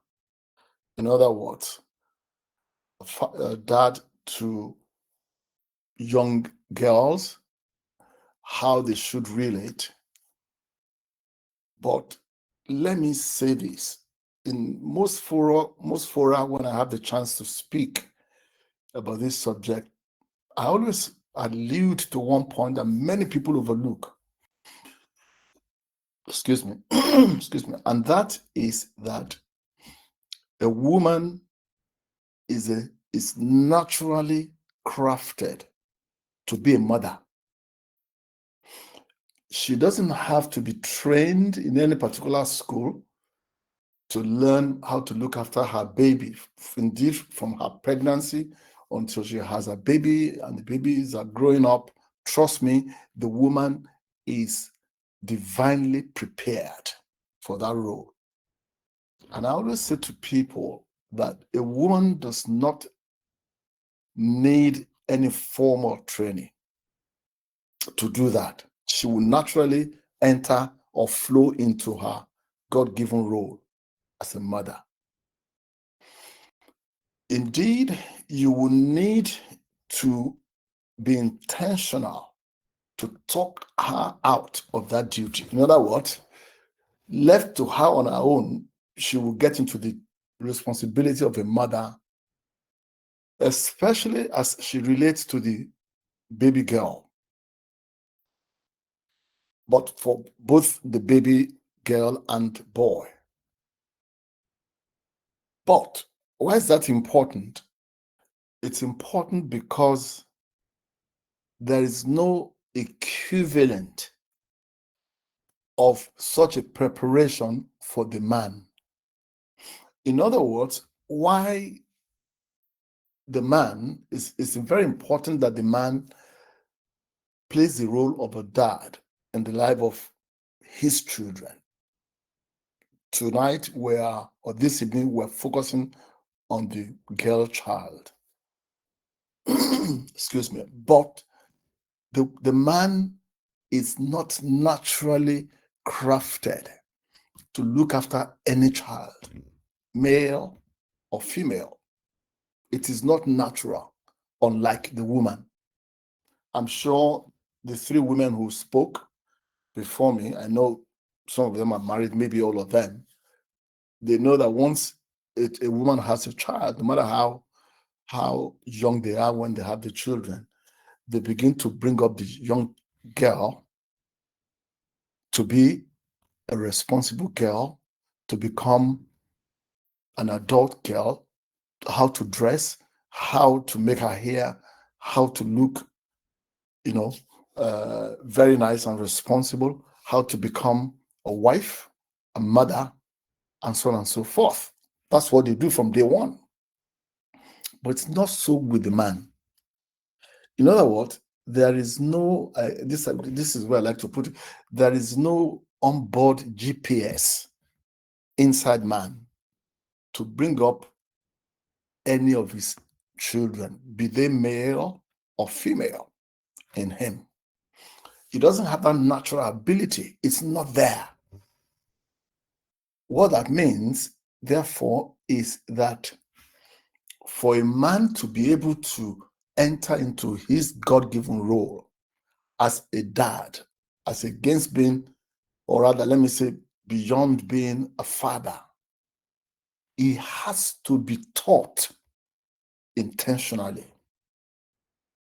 It's not his fault. I can't explain it, but I'm a man by God's special grace, a father of 3, and a grandfather of 2 as well, and counting to God's glory by God's grace.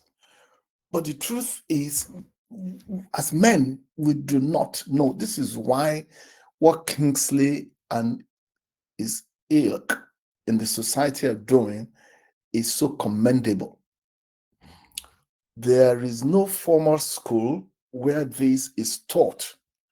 And so we need to come together, everybody on this platform and those who may be listening to us.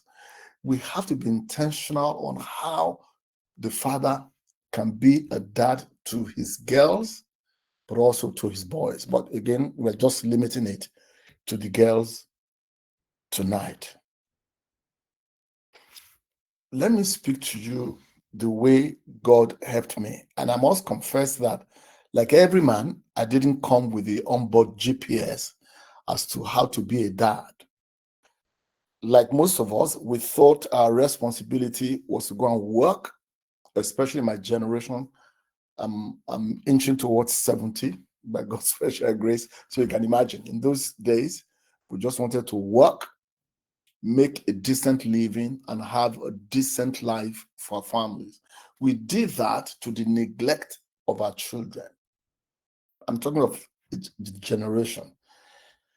I couldn't say that I was the best I could be 30, 35 or so years ago, because the focus was, oh, let me run around, hustle for this, my wife and the children.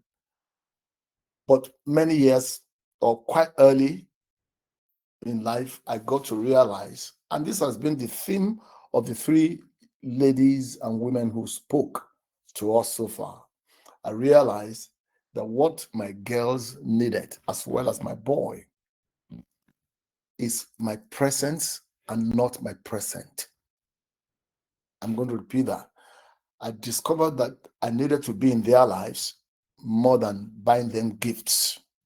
It was my presence that they needed more than my present. Now, our story is a little bit different in that at the age of 10, we decided that each of our children will come over to the UK for education, and they will go to private schools and boarding schools in the UK. Of course, we both live in Nigeria till forever, till now. So we brought them here one after the other at the age of 10. Indeed, the last girl, by the time the sister left, and there are 3 years in between each of them, it wasn't planned, we just got divine ordination. She was the only one at home, and she became like the mom's sash that has to be tied around her waist wherever she went. She couldn't cope once her older sister left.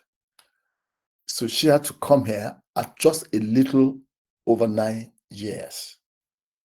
That's important because when we're talking of presence in the lives of our girls, and we're in Nigeria, the first thing, once I realized that it is important that I was with them beyond what a mother can do, and in addition to it, because this is something, I like what all the ladies who spoke said.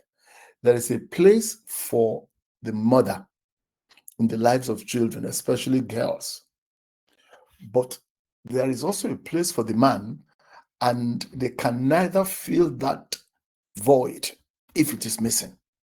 In other words, brilliant as the woman would be to her daughter, there is still that place for the girl's dad that the mother cannot feel. She can affirm it, she can support it, but she can't bequeath it to the girls, what the father alone can. So once I realized that as a dad, I had to be intentional, two things we did. Again, I thank God for my wife. The first thing was that there was no night, there was no evening that we did not speak, I particularly, to my daughters. In fact, I used to say to my wife that she was quite callous. How would you let 10-year-olds leave the comfort of their parents and go to school in England? Now, but because they were away, we couldn't see them every day. We made sure we spoke to them on a daily basis. That was the presence. And I think it was the second lady, pardon me if I didn't remember your name, who said we're not just talking about physical presence, because we couldn't be physically present from Nigeria to London on a daily basis, but we made sure. I think they always gave them between 7 and 8 or so when they handed over the phone to them to take calls or call their parents, and they take the phone back. It did not fail. And of course, we discuss everything. What's happening at school today? And then she would gist with me and gist with me. Second thing we did while they were in school, we made sure between the ages of 10 and 17, for the three of them, we made sure that we saw them every month without fail. Either mom or myself or both of us. But because the work that I do requires me to travel a lot, I do average of between 12, 15 to sometimes 18 times a year to the UK and Europe and America. I made sure, it was one of the reasons I chose to be flying BA, British Airways, because the hub is London. So I make sure I fly to London, even if I was going for a meeting in Switzerland or wherever else, I made sure I would drive down to Canterbury, where they schooled. We made sure that there was no month. It is not just possible. Now, the reason I'm mentioning this, how God helped me to discharge my responsibility as a girl's dad, was that I saw them every month. I spoke to them every evening. Number three, that God helped me to do my duty, was that I protected them in and out of school. That's important. Especially when they were schooling in a foreign country, where even in their schools, I think there were at that time probably about 11 or so Nigerian or other African students. But of course, the majority is people who are of other color or race. And so there was a lot of bullying by some Caucasians on the black one, sorry. I remember the first one, our first daughter, there was a German young girl in her room who was always bullying her. My wife had her own prescription.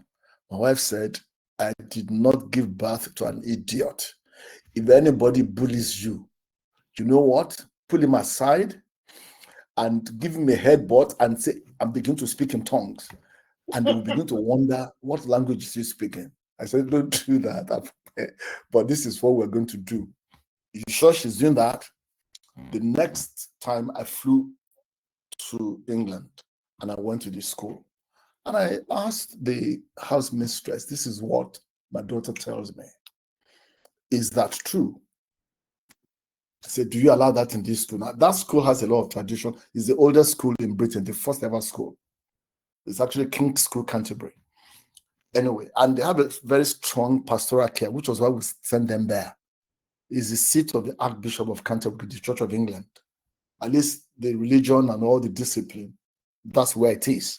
That's why we sent them in the first place. So I said to the house mistress, sorry, but I've not brought my daughter here to be molested or to be bullied by anyone by reason of color or any reason. If you're not able to stop this, I'm going to be back in another couple of weeks. If my daughter gives me the same complaint, I'm taking it straight to the headmaster, which we did, and we threatened to withdraw 3 children. Of course, that's a lot of custom for them. They couldn't afford to lose or get any reputation that is not good. We had to insist that they call the meeting of the parents to come from Germany. We went from Lagos and we sat down. And we said, it's not as if we don't know what we could do to this girl, because our daughter could beat her up if it becomes necessary. But we don't want to do that. Therefore, if this lady cannot be taken away from my girl's room or hostel, we're going to withdraw her. I tell you what, they told the girl and the parents to withdraw from that school. That is protection. So they see me as someone who's ready to fight for them till tomorrow when they fly on an airline, largely British Airways, 95% of the time, and there's a problem, they run to that, we know you're a lawyer, speak to them, I will pick the call. So they see me as a protector, representing God in their lives, and nobody would dare to mess up with them. number 4, I had a strict disciplinary style, and I call it the sandwich approach. I'm not very, very strict. We're very, very free, but we also, of course, they grew up in the church as we pastored over the years. But then the truth is, I taught them the value of hard work. So we will sit them down and tell them what's acceptable, what's not acceptable. And I'll give you 2 examples. Whenever we went on holidays, God has blessed us. We fly in the first class, even when we were in school. And then they will sit at the last available seat, if possible, in the toilet. That's the ticket we'll buy for them at the tail end of the aircraft. But then they had classmates, schoolmates, who are also flying first class with us, with their parents. So one day they came to me and said, "Dad, why is it that when we go on holidays, you sit in the first class, we sit in economy, and then some of our classmates or schoolmates fly with you in?" So I said, "Sit down." It was not offensive because they didn't know. So I needed to teach them. I said, "Do you know that I'm a lawyer? I go to court every day. I get paid per hour. If I make £10,000 to pay your salary, your school fees, or whatever it is, trust me, I have worked for every bit of it." I said, "Those of your friends who sit in first class with us, I don't know what they do. Even though I know them very well. Everybody will know them if I mention their names. But we know these are people who are parasites. They live off government and do all manner of illegality." I said, "Would you rather that I live the way they live, and then one day on network news, you see me in handcuffs on national TV?" And they ended up and said, "Dad, we're very, very proud of you." They knew the value of hard work. I remember, I hope I'm still with you guys. Well, with you, Yes, you are. just that, you have about 5 minutes more. That's fine. I can stop any moment. But so we taught them a good value. I remember a friend of mine came here one day. Not a friend, it's a client, but he came to see me. When he was going, he couldn't give me money, so he counted $2,000. We didn't know how much it was, and gave it to the girls. The girls were at home at the time, and gave it to them. And they said, "Thank you, sir, but why are you giving us money? What did we do? You shouldn't be giving us money. They won't take it." And I said, no. That would be disrespectful. I collected it for them, and we put it in their account. But I'm talking of value. Now, this is one thing that I shouldn't. 2 things I will round up with. Number 1 was when my first daughter was getting to 18, I decided that, you know what, I need to teach you what you should expect of men as you grow old. I said, "So I'm going to take you out for a dinner, dad and daughter." So I bought her a dressing ring. It was here in London. I bought her a wedding ring, and I took her to dinner. Now, when we're going out, of course, they drive on the right. So I came to the other side, and I opened the door of the car for her. She sat down, and I shut the door after her. We drove to the dinner. We had a candlelight dinner. We talked about a lot of things and what you should expect from men. I said to her, I said, "For Perfolua." Until then, when it came to our turn, I said, "You know what? This is the minimum you should expect from anybody who wants to date you. They must give you respect. This is where your dad treats you. This is the way you should expect them to treat you." That's very, very important. That gave them a lot of confidence when they talk to men of the opposite sex, young boy or whatever it is. And the final thing I wanted to say, that when they graduated many years ago and they got jobs, good jobs here, and then they wanted to continue to live in the house. I said to them, "Fine, you can live in the house. It's your house, but you know the tradition here. Once you are 18, whether you are working or not, you have to be paying rent. If you don't have a job, you have to go out and look for any job to contribute to the rent or mortgage of your parent."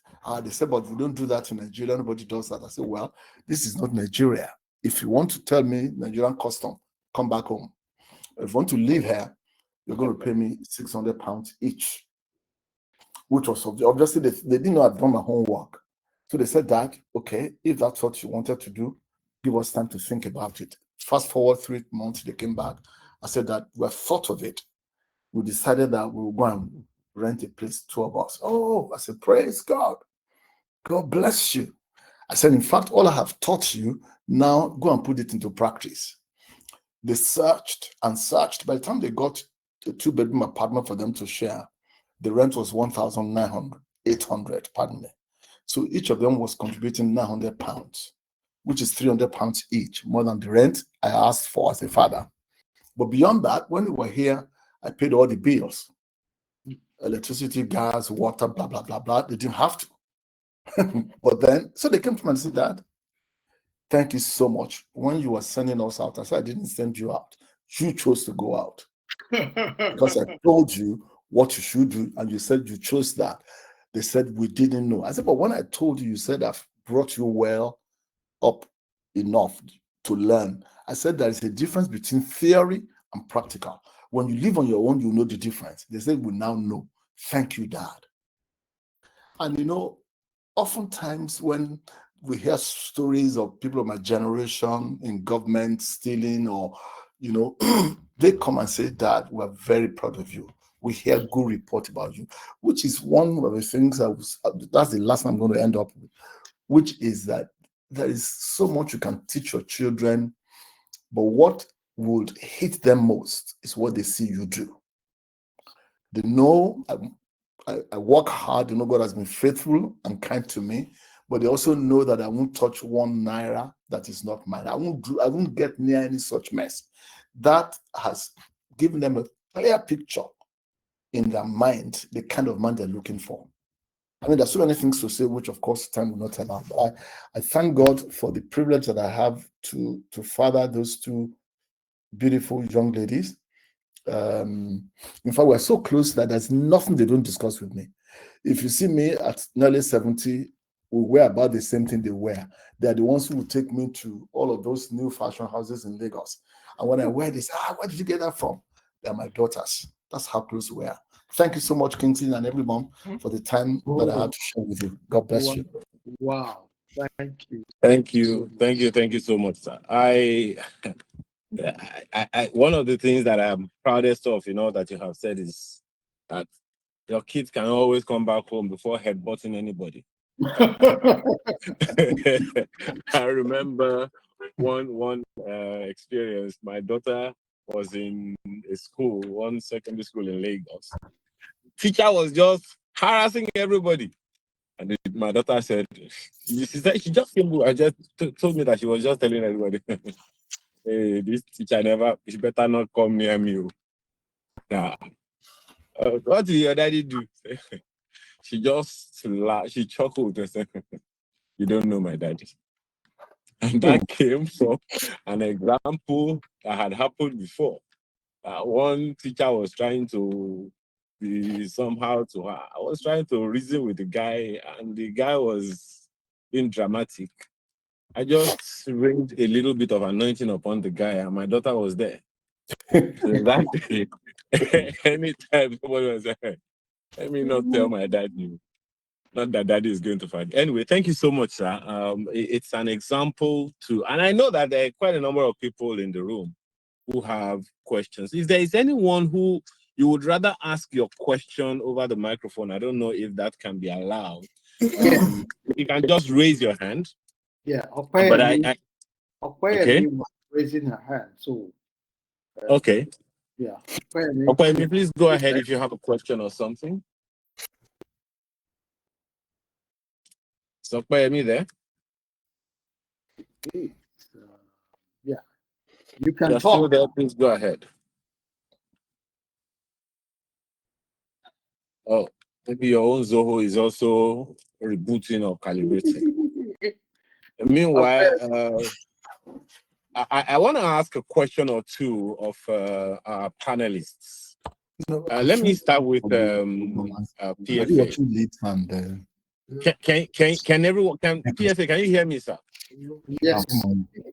Let me put it on two for Okay, I think for it's a bit distracted. PFA, you are there? Hello, PFA. Okay. PFA. Okay, let me. Is Sorry? Madam Sopitan there as well? I'd like you to please unmute all of our speakers. I Okay. can be asking them questions from time to time. Yes. Madam Sopitan, are you there?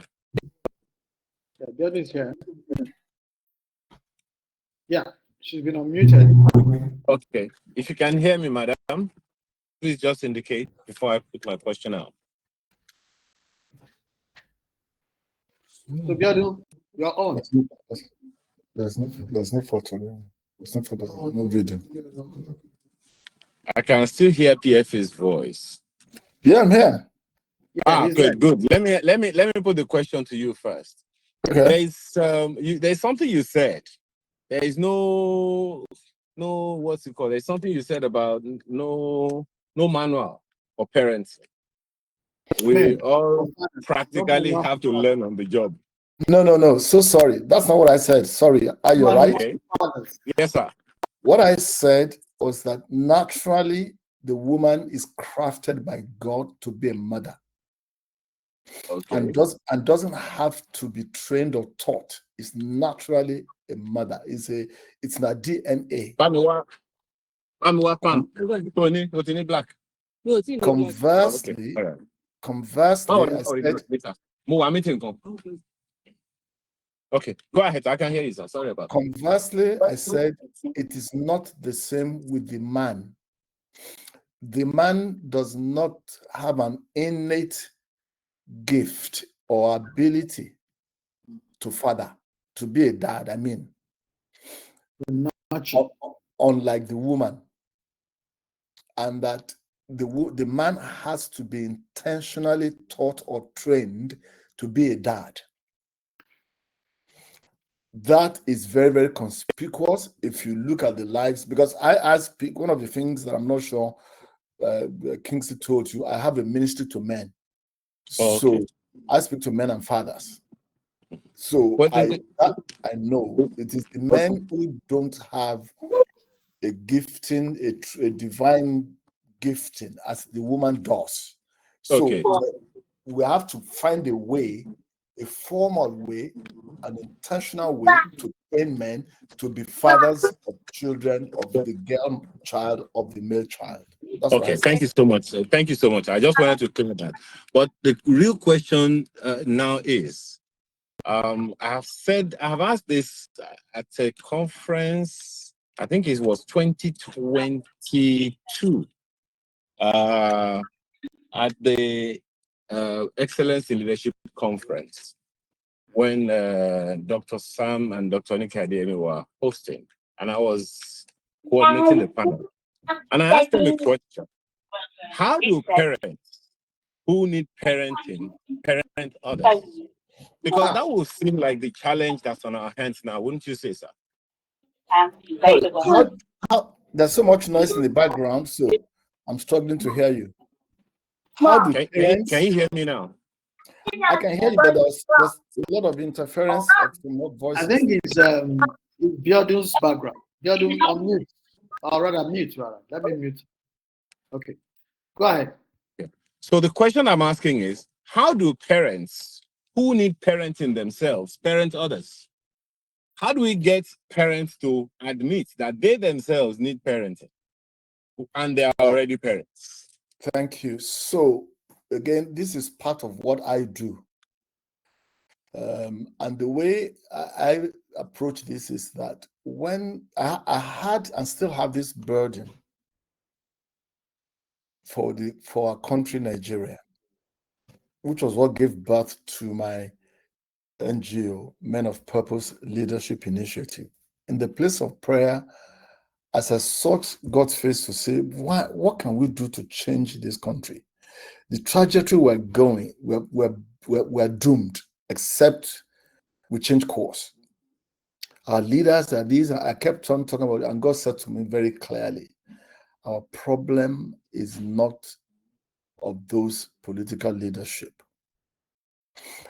God said to me, because leaders don't become thieves when they became leaders. A governor does not become a thief, a president, a senator when they became, because by that time, they had been fully formed in their habits. God said, you should look at the foundation. Psalms 11, verse number 3, if the foundations be destroyed, what can the righteous do? Now, God said to me, the problem is the background that they came from. Whoever mentored them, that's the way, what they're exhibiting is the mentoring they've been through. So, how does that relate to your, how does that answer your question? So, when you are talking of parents who themselves need parenting, the problem is that the way they grow up, the things we are doing today, thank God for the social media and all these webinar and all of that. My father was a farmer, died at 103, didn't go to school. He could only teach me what he knew. But in those days, the values were so high across Nigeria. But as my generation, I keep on saying this, we failed. If you are 55, 60, 70 and above, because in our insatiable search for money, we didn't pass it on, the good value to our children. So our children just get to a certain age, they think they're mature to marry, they get married, they have children, but they still remain babies. So I keep on saying that you still find people who are 50, but they're still children. You get to their homes, the wife, the poor wife, will be chasing the young boys and the girls in the house. Don't put your shoes there, don't put your ties there. But that's exactly what the father is doing at 40. So, again, we're back. It's all about modeling. Yes. So we need to, and then teaching. Modeling is the major, is the probably highest form of teaching that you can give your child. But that's what is lacking. Oh, wow. If you didn't teach them, you didn't teach them. We just have to go back. So what we do is, even from age, we're trying to get into universities from age 18, 21, begin to talk to young guys, young boys and girls, what life is about, what's expected of them, so that when they get married, this is what's expected of them. That is lacking. There's no such school. We're back to what I was saying. It's a long walk. It's a lot of work. It's a lot of work. So it is, but we need to start from the basics. To start from somewhere. Absolutely. Emphasis should not be on the adults who have been shaped already. Well, one of the let me ask Madam Abiodun. One of the things that you said about the words of affirmation and the rest of was it you? Yeah. Was it yes, that you said about what words cannot do does not exist. There are children who have this orientation about their parents.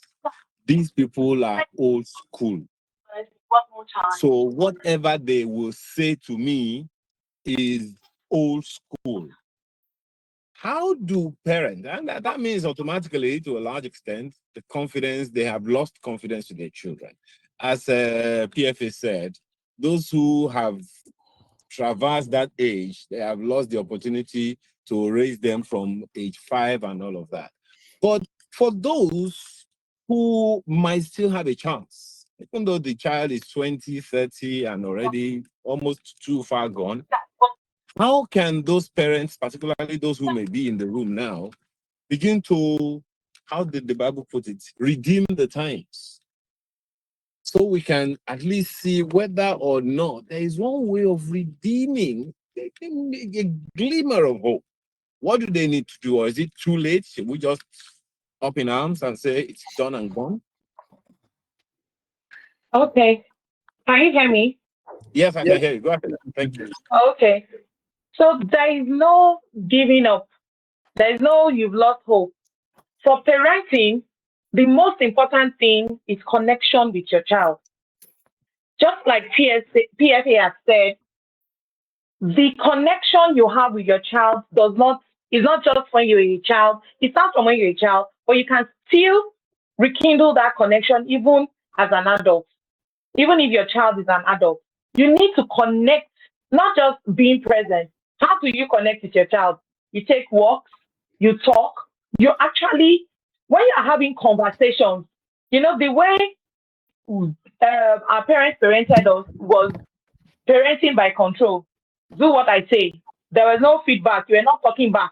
Now, when you are connecting with your child, you are talking. Your child is talking back. Your child is telling you, this is how. And when you say that the way they do things now is different, obviously, it cannot be. We grew up in the industrial era, in the time our parents were. They are in the digital era. It's not the same thing as the way, you know, you grew up. So there will be things that will be changing. So that's a norm, it's normal. And you cannot say because of that, you will not want to listen to the things that they are saying. So you would connect to them. It's from that connection, you will understand the place they are coming from. For instance, your child might be trying to tell you something just because you grew up in a different era. You might not be able to understand where that child is coming from. So it's that connection that bridges that gap. Because your child says something, don't say, oh, this is what you mean. And then you say something, oh, in our time, this is how we used to be. Oh, no, now this is how they do it. That is how you are connecting with your child. You take walks, you play games together. You people are in sync. You talk about how it happens.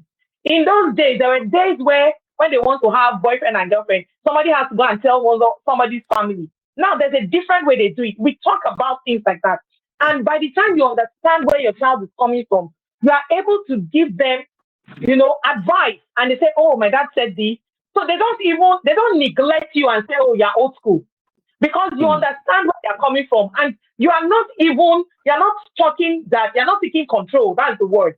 You're not taking control. You're seeking to understand the child. You're speaking connection, not control. Yes, not control. It's the most important thing. Because most of the time, what I have noticed is that fathers are, whatever I say is whatever is the thing. It must be, and that is the law. Yeah, that's the law. And I noticed that stems from a place of fear. Most times, parents will say, I love my children. But are the children feeling the love? Are you loving the child the way the child understands? And the child knows that you're loving? Yes. And that's a very, very critical thing, because many people don't even know that showing love to someone is one thing. The person decoding it as love is another. You know, there's something that from your story, I picked something, madam, and it's like, I don't know whether to. It's an assault. I don't know if that's the right word. I'm looking for a cooler word, but like, okay, an uncle, just as you said, and the data is correct. Most of the abuse and attacks and everything that happens, they happen from people that are really close to you. A sizable number, just as you have said. But we have a system in Africa, what we call a communal system. I grew up in a house with my uncle in Festa, where we were at some point during the long hauls, he was feeding 16 of us. He had only about 3 children and about 16 of us that he had to take care of. Wow. Thankfully, we didn't have any of those. And these 16 of us came from mother's side and father's side, all of us. I don't remember how old the guy was, but it couldn't have been anything more than in his 40s or so at the time. Yeah, but so the question that I'm asking is, now, if the data says that the perpetrators are mostly relatives, people close, people intimately related, and sometimes respected by the victim, what does that say about our communal life? I don't know if I'm putting the question right. Kingsley, if I'm not putting it right, please help me. But madam, if you understand what I'm saying, how do we balance that? Where it's an uncle, in some cases, well, today we're talking about the girl child, but in some cases it is the woman that is molesting the boy child and all of that in the home. And the parents don't even know. I have a friend who told me that an uncle in the same house was molesting her, and the parents did not know. I don't know if the parents are aware now, right? So how do we balance that? A system where we can't stop the uncles and aunties from coming to the house, but this is the Do situation. you know that if you open the can of how many people were molested, we will not end today? House helps, uncles, family, friends, and nobody said anything. So the thing is about sex education, teaching. You have to teach your children as young as they are. They need to be able to know when there is appropriate and inappropriate touches. When there is the appropriate and inappropriate, there's nothing like stranger danger anymore, because from statistics, it's showing that it's not even the strangers that are molesting. It is the family members that are molesting. So it's not like you're stopping uncles or you're stopping aunties, but you're letting them know what appropriate thought is, what inappropriate thought is, what nudity is, the things you should look at, the things you shouldn't look at. Start teaching your children from as early as possible, and give them that backing that if anything happens to you, I am here for you. Because the shame associated with, such things is one of the things that make people not say anything. And that the fact that, we don't want any scandal. It's out there. Even people who have gone to report, you hear that they brought down the case because we don't want it to be a family, a family problem like that. So teach your children, have sex conversations with your children as early as possible. Let it be a continuum. It must be something that you do every time, from time to time.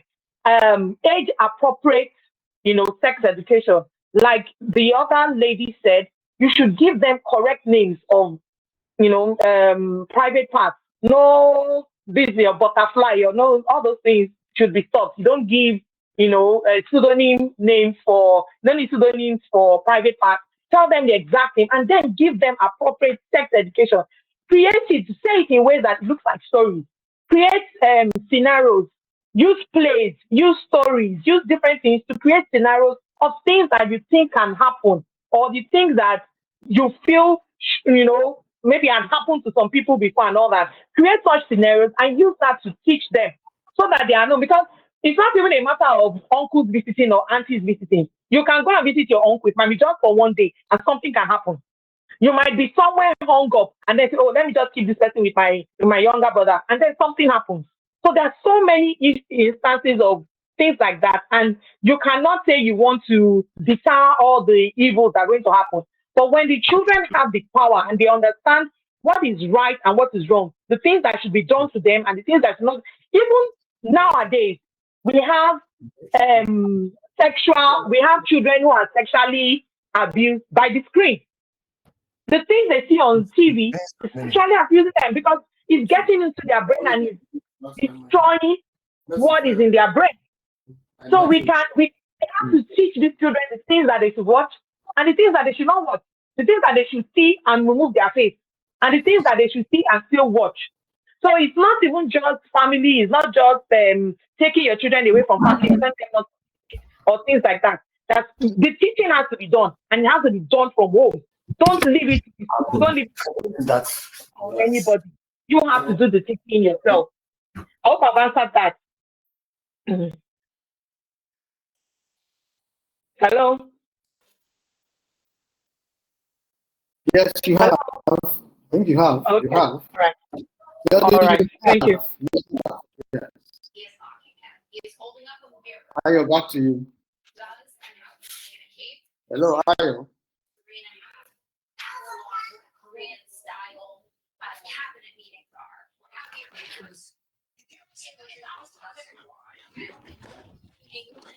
Ayo, are you there? We're out of time now, but maybe one or two contributions.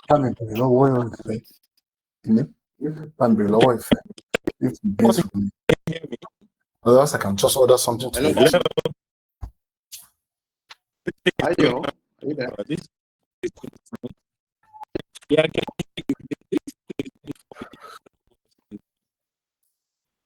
Go ahead. I think. Yes, I can hear you. I can hear you. Your connection is a bit weak or something. Because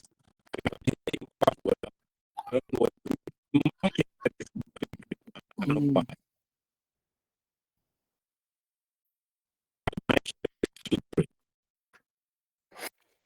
You're muting and unmuting. Just leave it. Leave.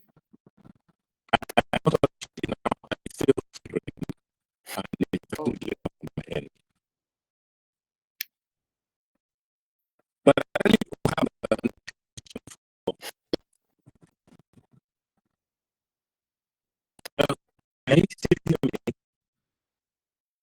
We can hear you, but your line is breaking and it's like a network problem. It's muting and unmuting. It's not from my end of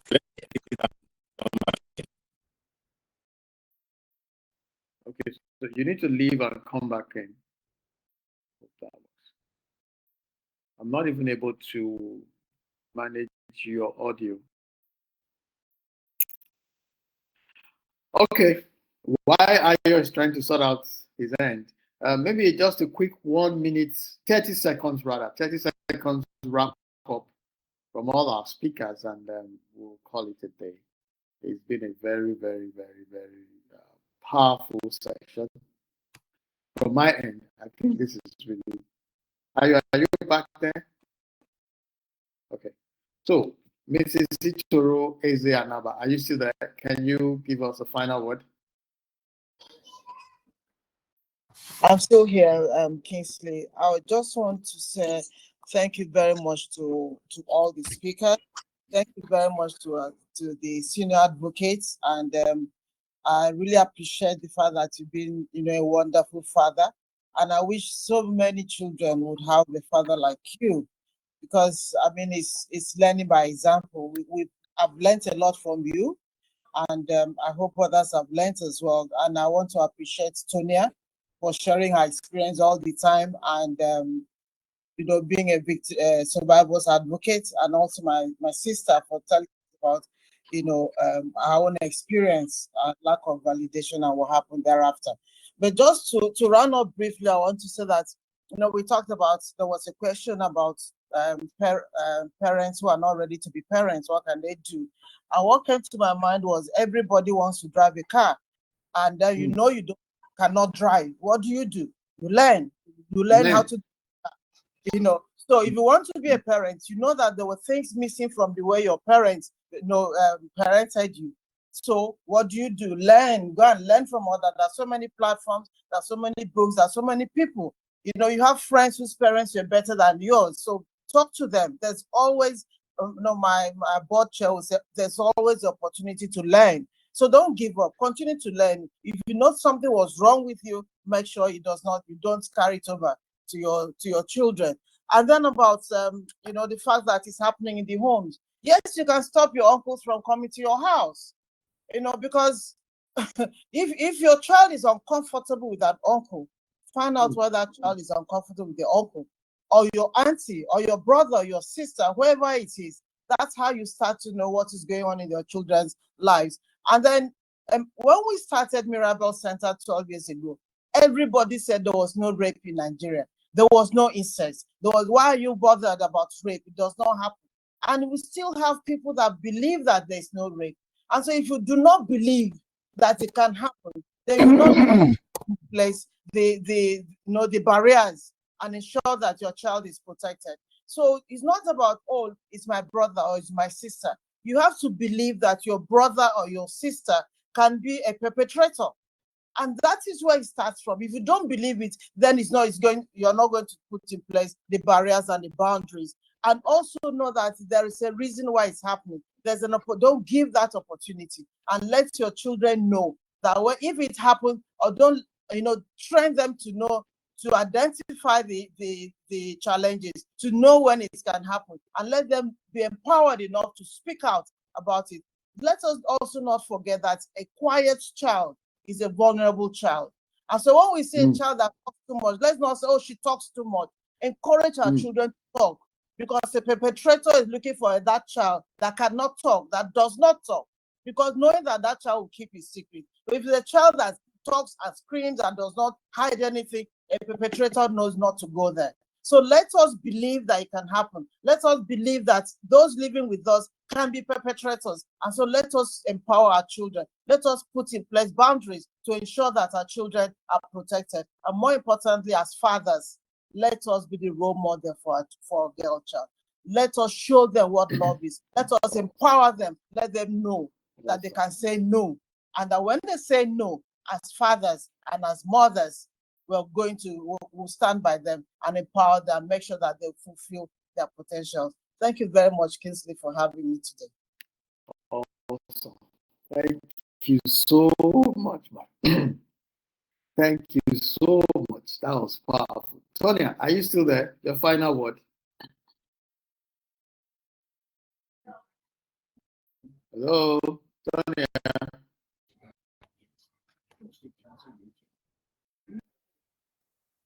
Tonia there.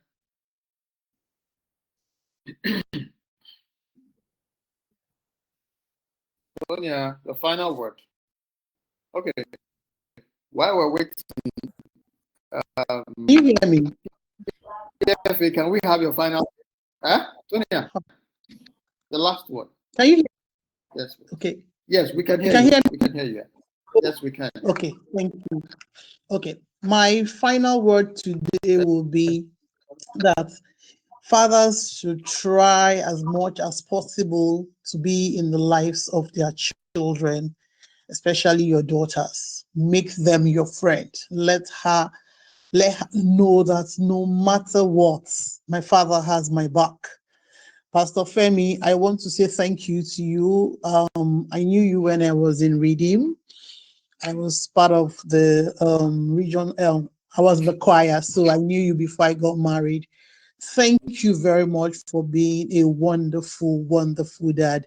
Some of the things you said, my husband does them, but the one he doesn't do, I've written them down and I've shown them to my daughter. Thank you very much, sir. God bless you. Thank you very much, sir. And the final thing I want to say this evening is we all know that abuse, a lot of the times, the victim knows the abuser very, very well. And we have all agreed now to the fact that a lot of the abusers are not strangers to the victims.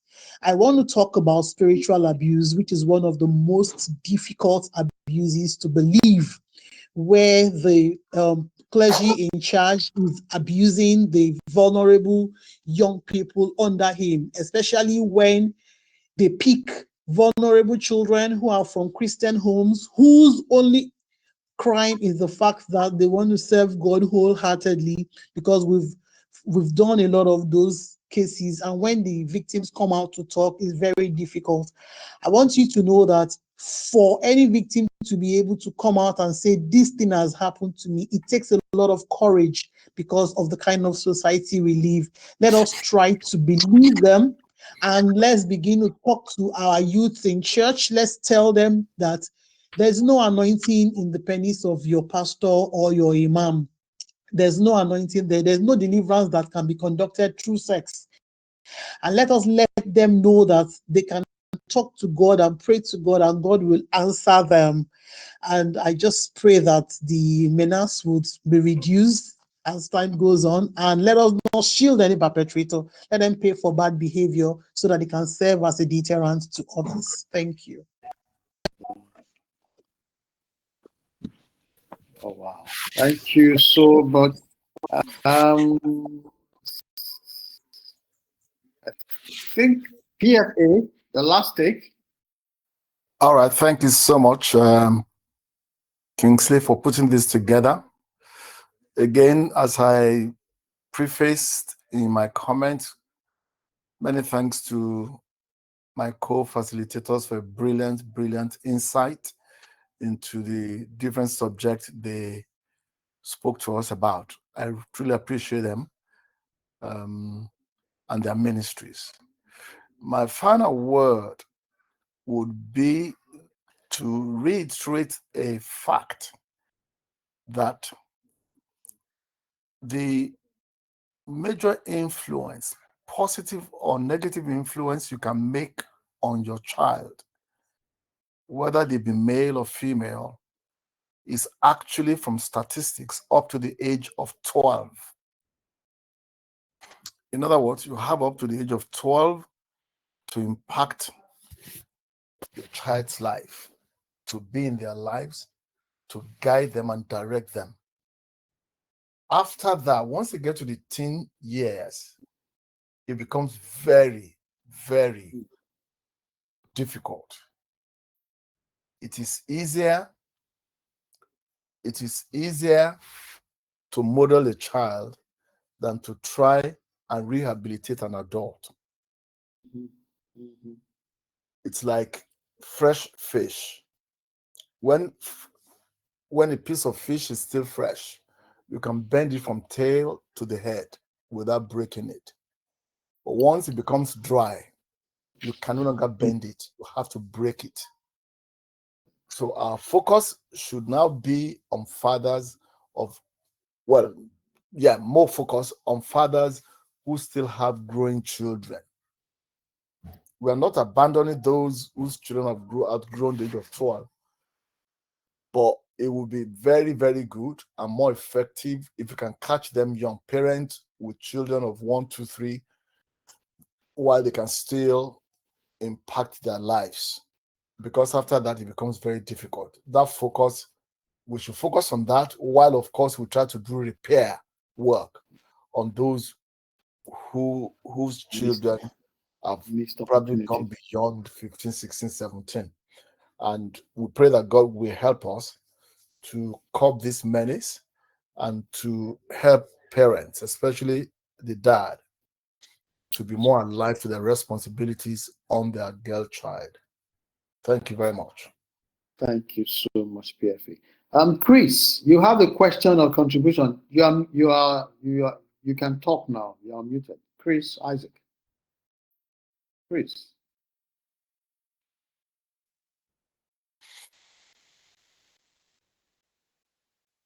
Hello, Chris. You have the floor. Can you hear me? Yes, I can hear you. All right. Good evening, everyone. Thank you very much for organizing this. Can you hear me? Yes, I can hear you. Go ahead. All right. I just want to thank you for the opportunity just to bring on this particular event. I've learned so much. So for me, and the speakers have said it all, apart from fathers, being there for their daughters, it can also be another man in the life of another woman. So what I'm saying is this.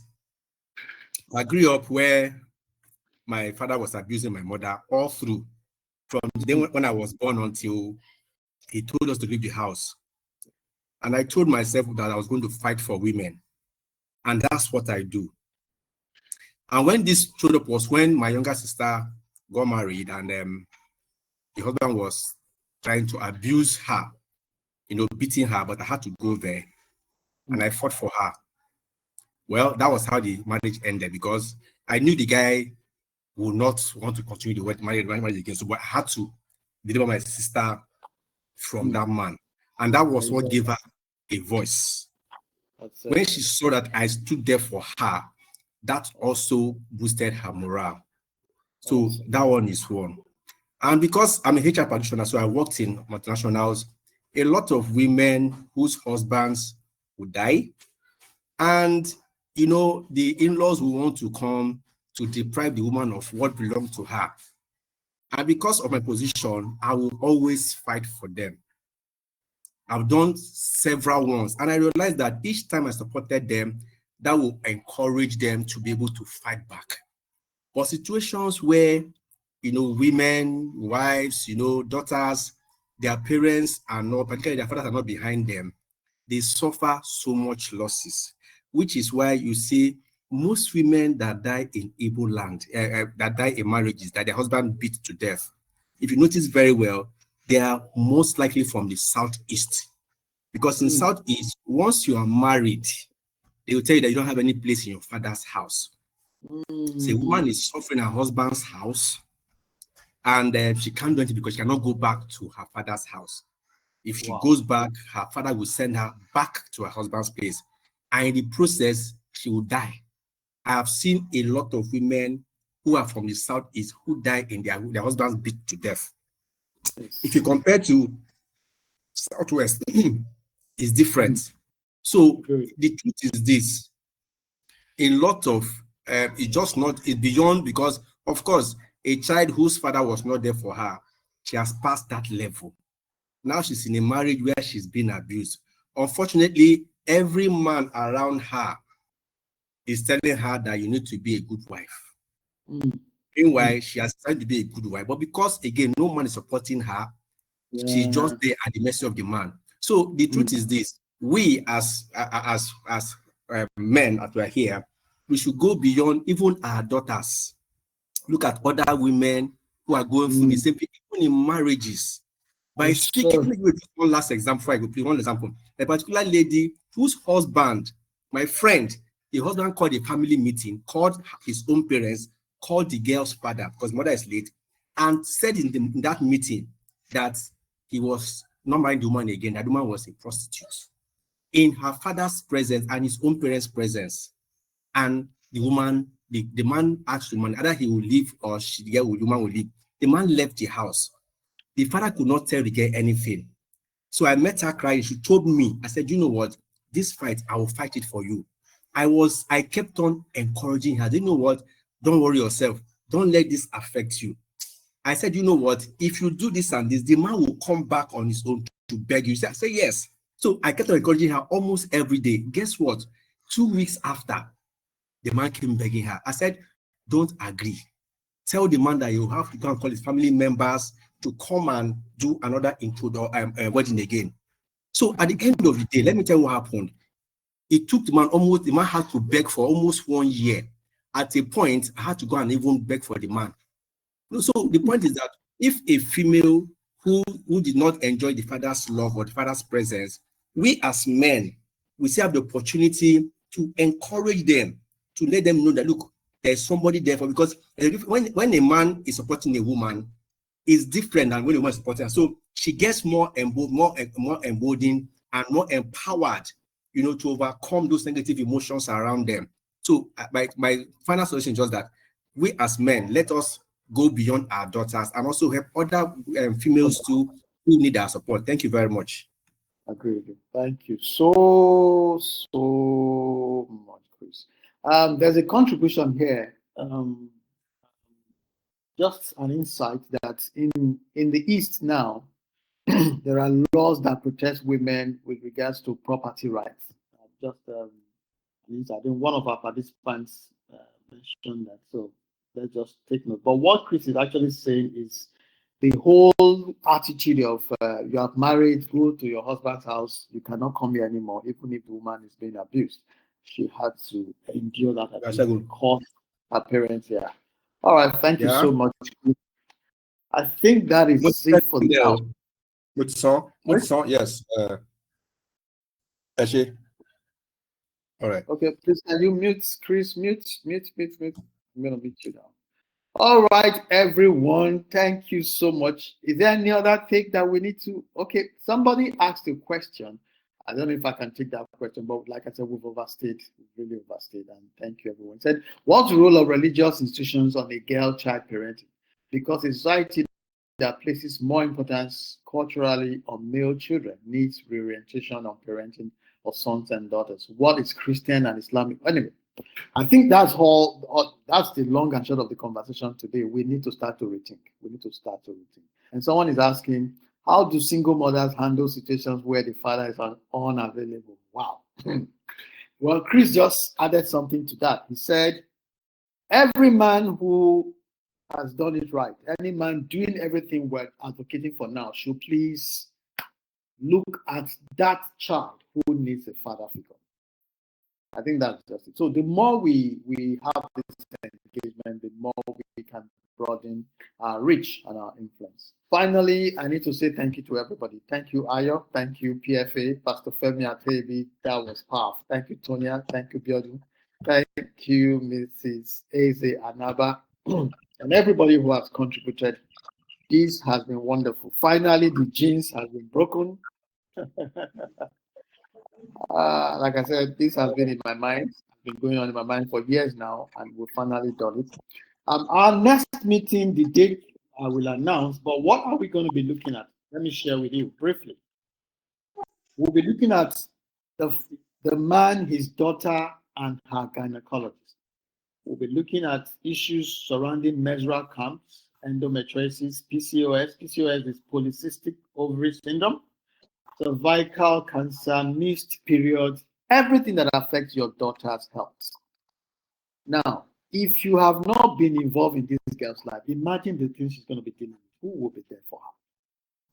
Fathers, we need to get involved. Begin to take interest in your daughter's health.